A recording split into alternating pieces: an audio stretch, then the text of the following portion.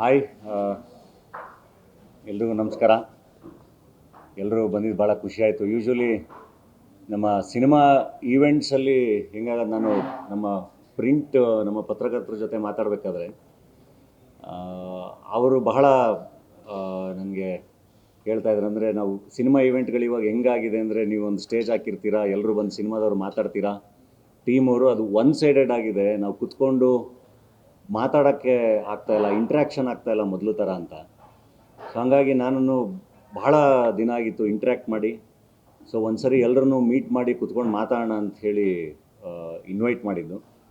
Almost ನಾನು I think ಮದುವೆಲೇ last press meet ಅಂತ ಅಟೆಂಡ್ ಮಾಡಿದ್ದು. ಅದಾದಮೇಲೆ ಇವನ್ ನಂಗೆ ನೋಡಿದ್ರೆ ಸೋಷಿಯಲ್ ಮೀಡಿಯಾ ಈವೆಂಟ್ಸು ಎಲ್ಲ ಕಡೆಯಿಂದನೂ ಸ್ವಲ್ಪ ದೂರನೇ ಇದೆ. ಒಂದು ಸ್ಪೇಸ್ ತೊಗೊಂಡು ನನ್ನ ಪಾಡಿಗೆ ನನ್ನ ಕೆಲಸಗಳಲ್ಲಿ ಅಷ್ಟೇ ಇದ್ದೆ. ಇವಾಗ ಅಂದರೆ ಈ ವರ್ಷ ಒಂದಿಷ್ಟು ಪ್ರೊಡಕ್ಷನಿಂದ ಮತ್ತು ಆ್ಯಕ್ಟ್ರಾಗಿ ಎಲ್ಲ ಒಂದಿಷ್ಟು ಕೆಲಸಗಳು ನಡೀತಾ ಇದೆ. ಸೊ ಎಲ್ಲದನ್ನು ಹಂಚ್ಕೋಬೇಕಾಗಿತ್ತು ಆ್ಯಂಡ್ ಇಂಟ್ರ್ಯಾಕ್ಟ್ ಮಾಡಬೇಕಾಗಿತ್ತು. ಸೊ ನಾನು ಕುತ್ಕೊಂಡು ಮಾತಾಡೋದಕ್ಕಿಂತ ಒಂದಿಷ್ಟು ಪ್ರಶ್ನೆಗಳು ಇದೆಲ್ಲ ನಿಮ್ಮ ಕಡೆಯಿಂದ ಬಂದರೆ ಮಾತು ಶುರು ಮಾಡೋಕ್ಕೆ ಅಥವಾ ಹಂಗೆ ಮುಂದುವರ್ಸೋಕ್ಕೆ ಹೆಲ್ಪ್ ಆಗುತ್ತೆ. ಸೋಷಿಯಲ್ ಮೀಡಿಯಾದಲ್ಲಿ ಈಗ ಪ್ರೆಸೆಂಟ್ ಇರೋದು ಹಸಿ ಬಿಸಿ ಅಂತಂದ್ರೆ ನೀವು ನಾನ್ ವೆಜ್ ತಿಂದಿದ್ದೆ ದೊಡ್ಡ ಮಟ್ಟದ ಸೌಂಡ್ ಆಗ್ತದೆ, ಅದು ಸಿಕ್ಕಾಪಟ್ಟೆ ವೈರಲ್ ಆಗ್ತಿದೆ. ಇದ್ರ ಬಗ್ಗೆ ಎಲ್ಲೂ ಇಷ್ಟುಗಳು ಮಾತಾಡಿಲ್ಲ. ನೀವು ಮಾತಾಡೋದಿಲ್ಲದಿದ್ರು ಕೂಡ ಬೇರೆಯವ್ರು ಮಾತಾಡಿದರೆ ಚರ್ಚೆಗಳಾಗಿದ್ದಾವೆ. ಈಗ ನೀವು ನಮ್ಮ ಸಂಗೀತ ಏನ್ ಹೇಳಕ್ ಇಷ್ಟಪಡ್ತೀನಿ? ಅಲ್ಲ, ಮೊದಲನೇ ಪ್ರಶ್ನೆನೇ ಇದೇ ಬರುತ್ತೆ ಅಂದ್ಕೊಳ್ಳಿ, ಅದೇ ಬಂದು ಇಲ್ಲ. ಆ್ಯಕ್ಚುಲಿ ಅದಕ್ಕೆ I don't think I have to react ಅಂತ. ಏಕೆಂದರೆ ನೀವೇ ಬಹಳ ಚೆನ್ನಾಗಿ ಅದನ್ನು ಮಾತಾಡಿದ್ದಾರೆ ಆ್ಯಂಡ್ ಅಂದರೆ ಜನನೇ ಅದಕ್ಕೆ ಬಹಳ ಚೆನ್ನಾಗಿ ಆನ್ಸರ್ ಮಾಡಿದ್ದಾರೆ. ನಾನು ನೋಡಿದೆ ಅದನ್ನು. ಹಂಗೆ ನೋಡಿದ್ರೆ ಐ ಡೋಂಟ್ ನೋ ಇವಾಗ ಅದನ್ನು ಯಾರು ಪಿಕ್ ಮಾಡಿದ್ರು, ಹೆಂಗೆ ಪಿಕ್ ಮಾಡಿದ್ರು, ಅದು ನನಗೆ ಗೊತ್ತಿಲ್ಲ ಯಾಕೆ ಪಿಕ್ ಮಾಡಿದ್ರು ಅಂತ ಎಲ್ಲ. ಬಟ್ ನಾನು ಬಹಳ ಇನ್ನೋಸೆಂಟಾಗಿ ನಮ್ಮ ರಾಹುಲ್ ಅಂತ ನನ್ನ ಫ್ರೆಂಡ್ ಅಪ್ಪೂಸ್ ಬಿರಿಯಾನಿ ಓಪನ್ ಮಾಡಿಕೊಡಿ ಅಂತ ಕರೆದಾಗ ಓಪನ್ ಮಾಡಿ ಅವ್ನು ಭಾಳ ಪ್ರೀತಿಯಿಂದ ಊಟ ಆಫರ್ ಮಾಡಿದ, ಊಟ ಮಾಡ್ಕೊಂಬಂದೆ. ಐ ಥಿಂಕ್ ಟಗರು ಸಿನಿಮಾ ಆದಮೇಲೆ ಟಗರುಲಿ ಭಾಳ ಫೇಮಸ್ ಡೈಲಾಗ್ ಅದು, ಬೇಬಿ ಬಿರಿಯಾನಿ ಎಷ್ಟು ಚೆನ್ನಾಗಿದೆ ಗೊತ್ತಾ ಅಂತ. ಆ್ಯಂಡ್ ಪಾಪ್ಕಾರ್ನ್ ಮಂಗಿ ಟೈಗಲಲ್ಲಿ ನಾನು ಯಾರು ಗೊತ್ತಾ, ಶಿವಮೊಗ್ಗ ಸ್ಪೆಷಲ್ ಬಿರಿಯಾನಿ ಅಂತ ಹೇಳ್ತೀನಿ. ಅದಾದಮೇಲೆ ಮೋಸ್ಟ್ಲಿ ನಾನೊಂದು 10-15 ಬಿರಿಯಾನಿ ಅಂಗಡಿಗಳು ನಾನೇ ಓಪನ್ ಮಾಡಿದ್ದೀನಿ. ಅಂದರೆ ಬಹಳ ಜನ ಅಭಿಮಾನಿಗಳು ಕರೆದು ಇನಾಗ್ರೇಟ್ ಮಾಡಿಸಿದ್ದಾರೆ, ಮೈಸೂರಲ್ಲಿ ಮಾಡಿಸಿದ್ದಾರೆ, ಬೆಂಗಳೂರಲ್ಲಿ ಮಾಡಿಸಿದ್ದಾರೆ, ಆ್ಯಂಡ್ ಗದಗಲ್ಲಿ ಓಪನ್ ಮಾಡಿ ನನ್ನದೇ ಅಭಿಮಾನಿದೊಂದು ಹೋಟ್ಲು. ಆ್ಯಂಡ್ ಹೆಡ್ ಬುಷಲ್ಲಿ ಐ ಥಿಂಕ್ ಫುಡ್ ಬ್ಲಾಗರ್ ಜೊತೆ ಕೂತ್ಕೊಂಡು ಬಿರಿಯಾನಿ ತಿಂತಾನೆ ನಾನು ಹೆಡ್ ಬುಷ್ ಪ್ರಮೋಟ್ ಕೂಡ ಮಾಡಿದ್ದೆ. ಹಾಗಾಗಿ ನನಗೆ ಈ ಥರ ವಿಷಯ ಪಿಕ್ ಆಗ್ಬೋದು ಅಂತ ಗೊತ್ತಿರಲಿಲ್ಲ. ಬಟ್ ಅದು ಪಿಕ್ ಆಯಿತು ಆ್ಯಂಡ್ ಅದು ಡಿಸ್ಕಷನ್ ಆಯಿತು, ವಿಚ್ ಈಸ್ ಓಕೆ. ಅಂದರೆ ಏನು ನಡೀತಾ ಇದೆ ಅಥವಾ ಸುತ್ತಮುತ್ತ ಅಥವಾ ಸೊಸೈಟಿಲಿ ನಾವು ಏನು ಯೋಚನೆ ಮಾಡ್ತಾಯಿದ್ದೀವಿ, ಹೆಂಗೆ ಯೋಚನೆ ಮಾಡ್ತಾಯಿದ್ದೀವಿ, ಅದೆಲ್ಲದು ಗೊತ್ತಾಗುತ್ತೆ ಅಟ್ಲೀಸ್ಟ್ ಈ ಥರ ಡಿಸ್ಕಷನ್ಗಳಾದಾಗ. ಏನು ಅಂದರೆ ದಾಲಿ ಧನಂಜಯ್ ಬಿರಿಯಾನಿ ತಿಂದ್ರ ಅನ್ನೋದು ಇಸ್ ಫೈನ್. ಬಟ್ ಅದು ಲಿಂಗಾಯತರೆಲ್ಲರೂ ಬಿರಿಯಾನಿ ತಿಂತಾರ, ಮಾಂಸ ತಿಂತಾರ, ಅಲ್ಲಿಂದ ಬ್ರಾಹ್ಮಣರೆಲ್ಲರೂ ಮಾಂಸ ತಿಂತಾರ ಅಂತ ಸಮುದಾಯಗಳನ್ನೆಲ್ಲ ಎಳ್ಕೊಂಬಂದಿರೋದು ಇದೆಯಲ್ಲ, ಅದು I think that was not needed ಅಂತ ಅನ್ನಿಸ್ತು. ದಾಲಿ ಧನಂಜಯ್ ತಿಂತಾನ ಓಕೆ, ಅಥವಾ ನಾನೇನಾದರೂ ಮಾಡ್ತೀನಿ ಓಕೆ, ಡಾಲಿ ಹಿಂಗೆ ಮಾಡಿದ್ರೆ ಓಕೆ. ಸೊ ಅದು ಐ ಥಿಂಕ್ ಅದನ್ನು ಫಸ್ಟು ಶುರು ಮಾಡಿದವ್ರ ಇಂಟೆನ್ಷನ್ಸ್ ಮೋಸ್ಟ್ಲಿ ಅದು ಒಂದಿಷ್ಟು ಜನ ಎತ್ಕೊಟ್ಟೋ ಇಂಟೆನ್ಷನ್ಸ್ ಇತ್ತೋ ಏನೋ, I don't no. But I am not affected. ಮೊದಲೆಲ್ಲ ನನಗೆ ಅದು ಭಾಳ ಅಫೆಕ್ಟ್ ಆಗೋದು. ಇವಾಗ ಐ ನೋ, ಅಂದರೆ ನಾವು ಸರಿಗಿದ್ದಾಗ ಅದ್ರ ಬಗ್ಗೆ ತುಂಬ ತಲೆ ಕೆಡಿಸ್ಕೊಳ್ಳೋ ಅವಶ್ಯಕತೆ ಇಲ್ಲ ಅಂತ. ಸೊ ಹಾಗಾಗಿ ಆರಾಮಾಗಿದ್ದೆ. ಹಂಗೆ ನೋಡಿದ್ರೆ ಈಗ ನನ್ನ ಬಗ್ಗೆ ಕೇಳಬೇಕು ಅಂದರೆ ಐಲ್ ಬಿ ವೆರಿ ಓಪನ್. ನಾನು ಡಾಲಿ ಧನಂಜಯ್ ಏನೇನು ಮಾಡ್ತಾರೆ, ಏನು ಮಾಡಲ್ಲ ಅಂತ ಕೇಳಿದ್ರೆ ದಟ್ಸ್ ನನ್ನ ಪರ್ಸ್ನಲ್ ಚಾಯ್ಸ್. ಅದು ನನ್ನ ಊಟ, ನನ್ನ ತಿಂಡಿ, ನನ್ನ ಚಟಗಳು ಎಲ್ಲದನ್ನು. ಬೇರೆ ಯಾರಿಗೂ ತೊಂದರೆ ಕೊಡದಲ್ಲೇ ಏನು ಮಾಡಿದ್ರೂ ತಪ್ಪಲ್ಲ ಅಂತ ನಂಬ್ತೀನಿ ನಾನು. ನನ್ನಿಂದ ಯಾರಾದರೂ ಡಿಸ್ಟರ್ಬ್ ಆಗ್ತಿದ್ರೆ ಅದು ತಪ್ಪಾಗುತ್ತೆ. ಸೊ ನನ್ನ ಬಗ್ಗೆ ಕೇಳಿದ್ರೆ ನಾನು ಸಿನಿಮಾ ಪಾತ್ರಕ್ಕಾಗಿ ಸ್ಮೋಕ್ ಮಾಡ್ತಿದ್ದೆ, ಬಟ್ ಅದನ್ನು ರಿಯಲ್ ಲೈಫಲ್ಲೂ ಅದನ್ನು ಕಂಟಿನ್ಯೂ ಮಾಡಿದೆ. ಬಟ್ ಇವಾಗ ನಾನು ನಿಲ್ಲಿಸಿದ್ದೀನಿ. ಆ್ಯಂಡ್ ನನ್ನ ಯಂಗರ್ ಡೇಸಲ್ಲಿ ಭಾಳ ಚೆನ್ನಾಗಿ ಪಾರ್ಟಿ ಮಾಡೀನಿ. I was famous as beer boy. ನಾನು ಇವಾಗ ಅಕೇಶನಲಾಗಿ ಮಾಡ್ತೀನಿ. ಹಂಗನ್ಬಿಟ್ಟು ನಾನು ಅದನ್ನು ಎಲ್ರಿಗೂ ಮಾಡಿ ಅಂತ ಹೇಳಲ್ಲ, ಅಥವಾ ಮಾಡಿದ್ರು ಹಿತಮಿತವಾಗಿ ಇರಲಿ ಅಂತಲೇ ಹೇಳ್ತೀನಿ. ಇವಾಗ ನಂದು ಯಾವುದೇ ಸ್ಪೀಚಲ್ಲಿ ಮೊನ್ನೆನೂ ನಾನು ಯಾವುದೋ ನಮ್ಮ ಯಂಗ್ಸ್ಟರ್ಸ್ ಎಲ್ಲ ಸೇರಿದ ಸ್ಪೀಚಲ್ಲಿ ಏನು ಸೇರಿದ್ದಾಗ ಅದನ್ನೇ ಹೇಳಿದ್ದೆ ನಾನು. ಅದೇ ಏನಾದರೂ ಮಾಡಿ ಹಿತಮಿತವಾಗಿ ಮಾಡಿ ಬದುಕು ಚೆನ್ನಾಗಿ ಕಟ್ಕೊಳ್ಳಿ ಅಂತಲೇ ಹೇಳೋದು. ಆ್ಯಂಡ್ ಫುಡ್ ಅಂತ ಬಂದರೆ ನನಗೆ ಭಾಳ ಫೇವ್ರೆಟ್ ಸೀ ಫುಡ್ಡು. ನಾನು ಅದನ್ನು ಕದ್ದು ಮುಚ್ಚಿ ಮಾಡೋಕ್ಕೆ ಅದು ಕ್ರೈಮ್ ಅಲ್ಲಲ್ಲ. ಸೊ ನನಗಿಷ್ಟ ಅದೆಲ್ಲ, ನಾನು ಅದನ್ನು ಮಾಡ್ತೀನಿ. ಸೊ ನನ್ನ ಬಗ್ಗೆ ಡೆಫಿನೆಟ್ಲಿ ಯಾವತ್ತಾರು ಪ್ರಶ್ನೆ ಕೇಳ್ಬೋದು, ಡಾಲಿ ನೀವೇನು ತಿಂತೀರಾ, ಏನು ಮಾಡ್ತೀರಾ ಅಂತ ಕೇಳಿದ್ರೆ ನಾನು ಭಾಳ ಖುಷಿಯಾಗಿ ಆನ್ಸರ್ ಮಾಡ್ತೀನಿ. ಅದಕ್ಕೆ ಬೇರೆ ಬೇರೆ ಆ್ಯಂಗಲ್ಗಳು ಕೊಟ್ಟು ಅದನ್ನು ಫಸ್ಟು ಅದು ಸೋಷಿಯಲ್ ಮೀಡಿಯಾದಲ್ಲಿ ತಗೋತು. But I have to thank, ಅಂದರೆ ನಿಮಗೆ ಎಲ್ರಿಗೂ ಭಾಳ ಥ್ಯಾಂಕ್ಸ್ ಹೇಳಬೇಕು. ಅದನ್ನು ಭಾಳ ಚೆನ್ನಾಗಿ ಅದನ್ನು ಕ್ಯಾರಿ ಮಾಡಿದ್ರಿ, ಭಾಳ ಚೆನ್ನಾಗಿ ಒಳ್ಳೊಳ್ಳೆ ಪ್ರಶ್ನೆಗಳನ್ನ ಕೇಳಿದ್ರಿ, ಆ್ಯಂಡ್ ಭಾಳ ಚೆನ್ನಾಗಿ ಅದು ಅವ್ರವ್ರ ಆಯ್ಕೆ ಅನ್ನೋದನ್ನು ಭಾಳ ಚೆನ್ನಾಗಿ ಅದನ್ನು ಹೇಳಿದ್ರಿ ಎಲ್ರಿಗೂ. ಸರ್ ಇಲ್ಲಿ ಏನಂದ್ರೆ ಇದಕ್ಕೆ ಮುಂದುವರೆದಂತ ಕೇಳಿದ್ರು, ಇದೇ ಮೊದಲ ಬಾರಿ ಮಾಂಸ ತಿಂದಿರೋದಾದ್ರೆ, ಯಾಕಂದ್ರೆ ಇಲ್ಲಿ ತನಕ ನೀವು ಬಿರಿಯಾನಿ ಅಂತ ಸುಮಾರು ಓಪನ್ ಮಾಡಿದ್ವಿ, ಅಲ್ಲೆಲ್ಲೂ ತಿಂದಿರಿ ಇಲ್ವಾ ಅಂತ ಒಂದು ಪ್ರಶ್ನೆ. ಇಲ್ಲ, ಅಲ್ಲೆಲ್ಲ ತಿಂದು ನಾನು ಹೇಳಿದ್ನಲ್ಲ, ಹೆಡ್ ಬುಷಲ್ಲಿ ನೀವು ಯೂಟ್ಯೂಬ್ ಓಪನ್ ಮಾಡಿದ್ರೆ ನಾನು ಫುಡ್ ಬ್ಲಾಗರ್ ಜೊತೆ ಬಿರಿಯಾನಿ ತಿನ್ಕೊಂಡೇ ಮಾತಾಡಿದ್ದೀನಿ. ಸಿನಿಮಾ ಬಂದ್ಮೇಲೆ ಕಲ್ತಿದ್ದು ಸರ್ ಇಲ್ಲ ಅದೇನಾಗೋದು ಗೊತ್ತಾ, ಒನ್ಸ್ ಅಗೇನ್ ನಿಮಗೆ ಅದು ಡಿಸ್ಕಷನ್ ನಾವು ಈಗ ನಾನು ಅದನ್ನು ಹೇಳಕ್ಕೆ ಶುರು ಮಾಡಿದ್ರೆ ಎಲ್ಲಿವರೆಗೂ ತೊಗೊಂಡೋಗ್ಬೋದು. ಬಟ್ ಏನಾಗುತ್ತೆ ಅಂದರೆ ಆ ಇಶ್ಯೂ ಕ್ರಿಯೇಟ್ ಮಾಡಿರೋರಿಗೆ ನಾನು ಎಲ್ಲಿಂದ ಶುರು ಮಾಡಿದೆ, ಯಾಕೆ ಶುರು ಮಾಡಿದೆ ಅಂತ ಎಕ್ಸ್ಪ್ಲೈನ್ ಮಾಡಿದ್ರೆ ನಾನು ಅವ್ರಿಗೆ ಓಕೆ ಅಂದರೆ ಅವ್ರ ಉದ್ದೇಶ ಈಡೇರ್ದಂಗೆ ಅದು ನಾನು ಜಸ್ಟಿಫೈ ಮಾಡ್ತಾ ಇದ್ದೀನಿ ಅಂತ. I don't have to justify. So ನನ್ನ ಈಗ ಎಲ್ಲಿಂದ ಶುರು ಮಾಡಿದ್ರೆ ಮತ್ತೆ ಹಿಂದಕ್ಕೆ ಹೋಗ್ಬೇಕು, ಅದೇ ಹೇಳೋದ್ನಲ್ಲ, ಅದನ್ನು ಜಸ್ಟಿಫೈ ಮಾಡೋ ಅವಶ್ಯಕತೆ ಇಲ್ಲ. ಸರ್ ಆ ಟೈಮಲ್ಲಿ ತುಂಬಾ ಚರ್ಚೆ ಆಗಿತ್ತು, ಆ ಸಂದರ್ಭದಲ್ಲಿ ಧನಂಜಯ ಅವರು ರಿಯಾಕ್ಟ್ ಮಾಡಿರಲಿಲ್ಲ, ಕಾರಣ ತಿಳ್ಕೋಬಹುದು ಆ ಸಂದರ್ಭದಲ್ಲಿ. ಇದು ಚರ್ಚೆಗಳಾಗ್ತಿರೋ ಸಂದರ್ಭದಲ್ಲಿ ಸೋಷಿಯಲ್ ಮೀಡಿಯಾ ಆಗಿರ್ಬೋದು, ಪರ್ಸನಲಿ ಯಾವುದೇ ರೀತಿಯಲ್ಲಿ ರಿಯಾಕ್ಟ್ ಮಾಡಕ್ ಹೋಗಿದ್ದಿಲ್ಲ. ಇಲ್ಲ ಅಂದರೆ ಎಲ್ಲೋ ಒಬ್ರೊಬ್ರು ಕಮೆಂಟ್ಸ್ಗಳು ಅದು ಇದು ನೋಡಿದ್ದೆ, ಬಟ್ ಇಷ್ಟು ದೊಡ್ಡದಾಗುತ್ತೆ ಅಂತ ಐ ಡಿಂಟ್ ನೋ. ಬಟ್ ಒಂದು ಕಡೆ ಅದು ಹಂಗೆ ನೋಡ್ರೆ ಟಗರುಪಲ್ಯ ಸಿನಿಮಾದಲ್ಲಿ ಟಗರುಪಲ್ಯ ಅಂತ ಸಿನಿಮಾನೇ ಮಾಡಿದ್ದೀವಿ, ನಾನೇ ಪ್ರೊಡಕ್ಷನ್ ಮಾಡಿರೋದು. ನನಗೆ ಅದು ಸಬ್ಜೆಕ್ಟ್ ಭಾಳ ಇಷ್ಟ ಆಗಿತ್ತು, ಆ್ಯಂಡ್ ನಾನೇ ಹಾಡು ಕೂಡ ಬರ್ದಿದ್ದೀನಿ ಅದರಲ್ಲಿ. ಅಂದರೆ ಊಟದ ಬಗ್ಗೆನೇ ಬರ್ದಿದ್ದೀನಿ, ನನ್ನ ರುಚಿ ನಂದು ನಿನ್ನ ರುಚಿ ನಿಂದು ಅಂತಲೇ ಬರ್ದಿದ್ದೀನಿ. ಅಂದರೆ ಚಂದ ಕೋಳಿ ಸಾರು ಅಷ್ಟೇ ಚಂದ ಕೀರು, ನನ್ನ ರುಚಿ ನಂದು ನಿನ್ನ ರುಚಿ ನಿಂದು, ಚಂದ ಸುಟ್ಟ ಮೀನು ಅಷ್ಟೇ ಚೆನ್ನಾಗಿ ಇಣ್ಣು, ನನ್ನ ರುಚಿ ನಂದು ನಿನ್ನ ರುಚಿ ನಿಂದು. ಹಸಿವು ದೇವರಲ್ವ ಹಸಿರು ದೇವರಲ್ವ ರುಚಿಯು ದೇವರಲ್ಲವೇ ಅಂತ. ಫುಡ್ ಅಲ್ವಾ, ನಾನು ಭಾಳ ಎಂಜಾಯ್ ಮಾಡ್ತೀನಿ. ನಾನು ಹಂಗೆ ನೋಡಿದ್ರೆ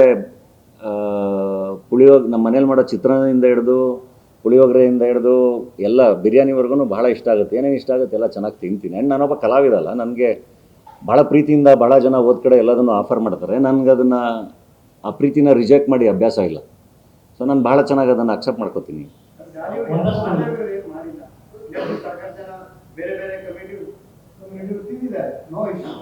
ಇಂಥ ವಿಚಾರಗಳು ಬಂದಾಗ ಯಾಕೆ ದಾರಿಯವರು ಸರ್ಕಾಗ್ತಾರೆ ಕೆಲವೊಂದಷ್ಟು ಕೊಳಕು ಮನಸ್ಥಿತಿಗಳಿಗೆ?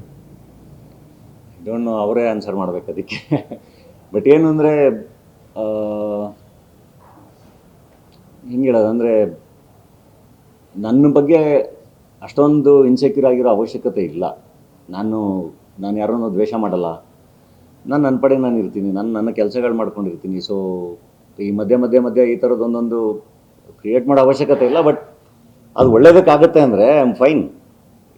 ಇದಾಗಿರೋದು ಆ್ಯಕ್ಚುಲಿ ಭಾಳ ಒಳ್ಳೆ ಡಿಸ್ಕಷನ್. ಇದು ನನಗೆ ಭಾಳ ಖುಷಿಯಾಗಿದೆ.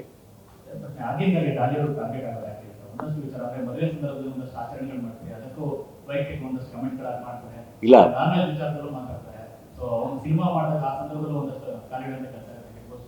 ನನಗೆ ಅದೊಂದು ಖುಷಿ. ಆ್ಯಕ್ಚುಲಿ ಅದ್ರ ಬಗ್ಗೆನೂ ಭಾಳ ಹೆಮ್ಮೆ ಇದೆ. ದ ಮೋಸ್ಟ್ ಕ್ವಶನ್ಡ್ ಆ್ಯಕ್ಟರ್ ನಾನು ಏನು ಮಾಡಿದ್ರು ಭಾಳ ಪ್ರಶ್ನೆಗಳು ಬರುತ್ತಲ್ಲ, ಅದು ನನಗೆ ಭಾಳ ಖುಷಿ ಇದೆ. ಅದು ಭಾಳ ಎಚ್ಚರಿಕೆಯಿಂದ ಇಡುತ್ತೆ, ಇನ್ನೂ ಜಾಸ್ತಿ ಕೆಲಸ ಮಾಡೋ ಕಡೆ ಫೋಕಸ್ ಮಾಡುತ್ತೆ. ಬಟ್ ಏನಕ್ಕೆ ಅಂದರೆ ನಾನು ಮೇಜರಾಗಿ ಕರೆಕ್ಟು ನಾನು ಇನ್ನೊಂದು ವಿಷಯ ಹೇಳಬೇಕಾಗಿರೋದು, ಈಗ ಡಾಲಿ ಬಿರಿಯಾನಿ ತಿಂದ ಅಥವಾ ಡಾಲಿ ಹಿಂಗೆ ಅಂದರೆ ದ ಮೋಸ್ಟ್ ಡೇಂಜರಸ್ ಜಾಬ್ ಅದು. ಅಂದರೆ ನೀವೇನಾದರೂ ಒಳ್ಳೇದು ಹೇಳೋಕೆ ಹೋಗೋದಿದೆಯಲ್ಲ, ಅದು ದ ಮೋಸ್ಟ್ ಡೇಂಜರಸ್ ಜಾಬ್ ಸೊಸೈಟಿಲಿ. ಅದು ಭಾಳ ಕಷ್ಟ. ಯಾಕೆಂದರೆ ಎಲ್ಲರೂ ಮನುಷ್ಯರೇ, ಎಲ್ಲರೂ ತಪ್ಪು ಮಾಡೋಕ್ಕೆ ಸಾಧ್ಯ, ಅಥವಾ ಈಗ ಎಲ್ರಿಗೂ ಎಲ್ಲ ಜ್ಞಾನವೂ ಇರಲ್ಲ. ನಾನೇನು ಭಾಳ ದೊಡ್ಡ ಜ್ಞಾನಿ ಅಲ್ಲ. ಸೊ ಕೆಲವೊಂದು ನಾವು ಹೇಳಿರ್ಬೋದು, ಕೆಲವೊಂದು ಬೇರೆಯವ್ರ ಪಾಯಿಂಟ್ ಆಫ್ ವ್ಯೂವಲ್ಲಿ ಅದು ಬೇರೆ ಥರ ಕಾಣಿಸ್ಬೋದು. ಸೊ ಪ್ರಶ್ನೆಗಳು ಬರೋದೆಲ್ಲ ಸಹಜ. ಬಟ್ ಇದ್ರ ಜೊತೆಗೆ ಐ ಥಿಂಕ್ ಡಾಲಿ ಏನು ಮಾಡ್ತಿದ್ದಾನೆ ಅನ್ನೋದು ಚರ್ಚೆ ಆಗಬೇಕಲ್ಲ, ಅದಾಗ್ತಾಯಿಲ್ಲ ನನಗೆ. ಅದಕ್ಕೆ ನನಗೆ ಮಾತಾಡಬೇಕು ಅಂತ ಅನಿಸಿದ್ದು. ಅಂದರೆ ಈಗ ನಾನೊಬ್ಬ ಆ್ಯಕ್ಟ್ರಾಗಿ ಬಂದು ನನಗೆ ಅಂತ ಪ್ರೊಡಕ್ಷನ್ ಹೌಸ್ ಮಾಡ್ಕೊಂಡಿದ್ದು ಬಡವ ರಾಸ್ಕಲ್ ಮತ್ತು ಹೆಡ್ ಬುಷ್ ಅಂತ ಸಿನಿಮಾ. ಅದಾದಮೇಲೆ ನಾನು ಹ್ಯಾವ್ ಪ್ರೊಡ್ಯೂಸ್ ಟಗರುಪಲ್ಯ, ಅದಾದಮೇಲೆ ವಿದ್ಯಾಪತಿ ಅಂತ ಒಂದು ಸಿನಿಮಾ ಪ್ರೊಡ್ಯೂಸ್ ಮಾಡಿದ್ದೀನಿ. ಈಗ 6ನೇ ತಾರೀಕು JC ದ ಯೂನಿವರ್ಸಿಟಿ ಅಂತ ಸಿನಿಮಾ ರಿಲೀಸ್ ಆಗ್ತಾಯಿದೆ. ಹೆಗ್ಗಣ ಮುದ್ದು ಅನ್ನೋ ಒಂದು ಸಿನಿಮಾ ರೆಡಿ ಇದೆ. ಮದರ್ ಪ್ರಾಮಿಸ್ ಅನ್ನೋ ಒಂದು ಸಿನಿಮಾ ಪ್ರೊಡಕ್ಷನ್ ನಡೀತಾ ಇದೆ. ಝೀದು ಒಂದು ವೆಬ್ ಸೀರೀಸ್ ನಡೀತಾ ಇದೆ. ಇದ್ರ ಮಧ್ಯೆ ಡೇ ಡೆವಿಲ್ ಮುಸ್ತಫಾ ಆರ್ಕೆಸ್ಟ್ರಾ ಅಂತ 2 ಸಿನಿಮಾ ಪ್ರೆಸೆಂಟ್ ಮಾಡಿ ರಿಲೀಸ್ ಮಾಡಿದ್ದೀನಿ. ಆ್ಯಂಡ್ ಅದರಲ್ಲಿ ಮೋಸ್ಟ್ ಆಫ್ ದೆಮ್ ಸಕ್ಸಸ್ಫುಲ್. ನಮಗೆ ವಿದ್ಯಾಪತಿ ಒಂದು ನಮಗೆ ಥಿಯೇಟ್ರಲ್ಲಿ ವರ್ಕ್ ಆಗಲಿಲ್ಲ ಅದು ಬಿಟ್ಟರೆ ನನ್ನದು ಪ್ರೊಡಕ್ಷನ್ದು ಎಲ್ಲ ಸಿನಿಮಾಗಳು ಸಕ್ಸಸ್ಫುಲ್. ನಾನೇನು 100 ಕೋಟಿ ವ್ಯಾಪಾರ ಮಾಡಿರೋ ಹೀರೋ ಅಲ್ಲ. ನಾನೇ ಒದ್ದಾಡ್ಕೊಂಡು ನಾನು ಬಂದು ಪ್ರೊಡಕ್ಷನ್ ಶುರು ಮಾಡಿ ಅದರಲ್ಲಿ ಈ ಇಯರ್ ಇಂಡಸ್ಟ್ರಿಯಲ್ಲಿ ಒಂದು 10 ಜನ ನಿರ್ದೇಶಕರು ಕೆಲಸ ಮಾಡಿರ್ತಾರೆ, 100 ಜನ ಕಲಾವಿದರು ಕಾರ್ಮಿಕರುಗಳು ಕೆಲಸ ಮಾಡಿರ್ತಾರೆ.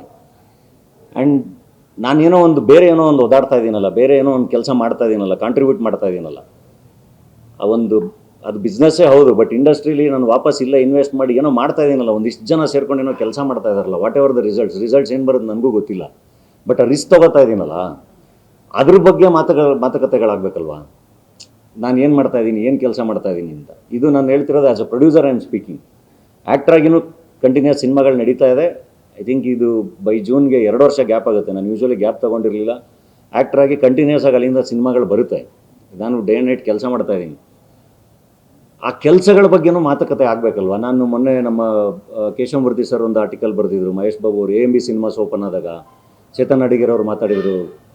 ಬೇರೆ ಬೇರೆ ಹಿಂಗೆ AMB ಸಿನಿಮಾಸ್ ಬಂದಾಗ ನಾನು ಅವ್ರುಗಳಿಗೆ ಪರ್ಸ್ನಲಾಗಿ ಮೆಸೇಜ್ ಮಾಡಿದ್ದೆ, ನನಗೆ ಯಾವ ಥರ ಆ ಥರ ಪೊಟೆನ್ಷಿಯಲ್ ಬಂದರೆ ಖಂಡಿತ ನಾನು ಓಪನ್ ಮಾಡ್ತೀನಿ ಅಂತ.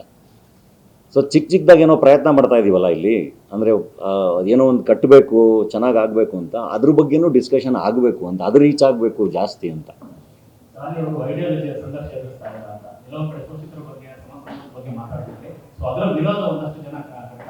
ಅಲ್ಲಿ ಈಗ ನಾನು ಹೇಳಿರೋದು ಎಲ್ಲ ಸ್ಟೇಟ್ಮೆಂಟ್ ತೊಗೊಳ್ಳಿ ನೀವು. ನಾನು ಹೇಳಿರೋದಲ್ಲ ಅದು. ಬಡವ್ರ ಮಕ್ಕಳು ಬೆಳಿಬೇಕು ಅಂತ ಹೇಳಿರೋದನ್ನು ಬೇರೆ ಬೇರೆ ರೂಪದಲ್ಲಿ ಭಾಳ ಜನ ಹೇಳಿದ್ದಾರೆ, ಆಯಿತಾ. ಅದರಲ್ಲಿ ಏನಾದರೂ ಸಮಸ್ಯೆ ಕಾಣುತ್ತಾ ಇಲ್ಲ. ನಾನು ಹ್ಯೂಮನ್ನಾಗೇ ಮಾತಾಡಿರ್ತೀನಿ, ಆಯಿತಾ. ನಾನು ನಿರಂಕುಶ ಮತಿಗಳಾಗಿನ್ನೋದನ್ನು ನಾನು ಎಡ್ಬುಷ್ ಟೈಮಲ್ಲಿ ಅದು ಕುವೆಂಪು ಅವ್ರು ಹೇಳಿರೋದನ್ನು ಓಪನ್ ಏರ್ ಥಿಯೇಟ್ರಲ್ಲಿ ಅದನ್ನು ನೆನಪಿಸಿದ್ದಷ್ಟೇ. ನಾನು ಇಂಡಿಪೆಂಡೆಂಟ್ ಥಾಟ್ ಪ್ರೊಸೆಸ್ ಬೆಳೆಸ್ಕೊಳ್ಳಿ ಅಂತ. ನನ್ನ ರುಚಿ ನಂದು, ನಿನ್ನ ರುಚಿ ನಿಂದು ಅಂದರೆ ವೇರ್ ಇಸ್ ದ ಪ್ರಾಬ್ಲಮ್? ಹೇಳ್ತಿರೋದು ಐಡಿಯಾಲಜಿ ಅದಕ್ಕೂ ಇದಕ್ಕೂ ಅಲ್ಲ. ನಾನು ಹೇಳ್ತಿರೋದು ಹ್ಯೂಮನ್ ಆಗಿರೋಣ, ಸಂಬಂಧಗಳನ್ನ ಸೆಲೆಬ್ರೇಟ್ ಮಾಡೋಣ ಅಂತಲೇ ಹೇಳಿರೋದು ನಾನು ಎಲ್ಲ ಕಡೆ. ಸಂಬಂಧಗಳನ್ನ ಸೆಲೆಬ್ರೇಟ್ ಮಾಡೋಣ, ಎಲ್ಲರೂ ಚೆನ್ನಾಗಿರೋಣ ಅನ್ನೋ ವಿಷಯಗಳನ್ನೇ ಹೇಳಿದ್ದೀನಿ ಬಿಟ್ಟರೆ, ಯಾರು ತೊಂದರೆ ಕೊಡೋದು ಬೇಡ, ದ್ವೇಷ ಮಾಡೋದು ಬೇಡ ಅಂತ ಹೇಳಿದ್ದೀನಿ ಬಿಟ್ಟರೆ, ಇನ್ನೇನು ಹೇಳಿದ್ದೀನಿ ಅಥವಾ ಏನು ಮಾಡಿದ್ದೀನಿ ಅನ್ನೋದಕ್ಕೆ ಅಷ್ಟಕ್ಕೇ ಅಷ್ಟೊಂದು ಪ್ರಶ್ನೆಗಳು ಬರುತ್ತೆ ಅನ್ನೋದಾದ್ರೆ ಹೆಂಗೆ ಅದು ಅಂತ. ಕಲಾವಿದರು ಬರೀ ಸಿನಿಮಾಗಷ್ಟೇ ಸೀಮಿತ ಅನ್ನೋ ಥರ ಆಗುತ್ತಿದೆ. ಯಾಕಂದ್ರೆ ಎಲ್ಲೊಂದು ಕಡೆ ಸಾಮಾಜಿಕವಾಗಿ ಮಾತಾಡಿದಾಗ ಇದೆಲ್ಲ ಬೇಕು ಅಂತ ಕಮೆಂಟ್ಗಳಾಗ್ತಾರೆ. ಸೊ ಕಲಾವಿದರು ಜಾಸ್ತಿ ಸಿನಿಮಾ ಅಷ್ಟೇ ಸೀಮಿತನ ಅಥವಾ ಆಚೆಗೆ ಇದೆಯಾ ಅಲ್ವಾ ಅಂತ. ಯಾಕಂದ್ರೆ ಒಂದಷ್ಟು ಕಮೆಂಟ್ಸ್ಗಳನ್ನ ಆಗ್ತಾರೆ, ಜಾಲಿ ಹೋಗಿ ಯಾಕೆ ಬೇಕು ಇದನ್ನ ಯಾಕೆ ಮಾತಾಡ್ತಾರೆ ಅನ್ನೋದು. ಅಲ್ಲ, ಎಲ್ಲರೂ ಮಾತಾಡಬೇಕಲ್ವಾ. ಐ ಥಿಂಕ್ ಈಗ ನೀವು ಮಾತಾಡ್ತೀರಲ್ಲ, ಅದು ನಿಮ್ಮ ಕೆಲಸ, ನೀವು ಮಾತಾಡ್ತೀರಾ. ನಮ್ಮ ಕೆಲಸ ನಾವು ಮಾಡ್ತೀವಿ.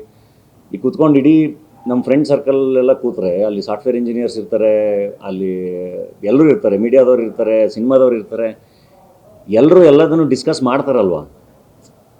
ಹೇಳ್ತಿರೋದು ನೀವು ಇಂಟರ್ನ್ಯಾಷನಲ್ ಪಾಲಿಟಿಕ್ಸಿಂದ ಹಿಡಿದು ದೇಶದ ಪಾಲಿಟಿಕ್ಸಿಂದ ಹಿಡಿದು ಪ್ರತಿಯೊಂದನ್ನು ಡಿಸ್ಕಸ್ ಮಾಡ್ತಾರೆ, ಎಲ್ಲದನ್ನು ಚರ್ಚೆ ಮಾಡ್ತಾರೆ.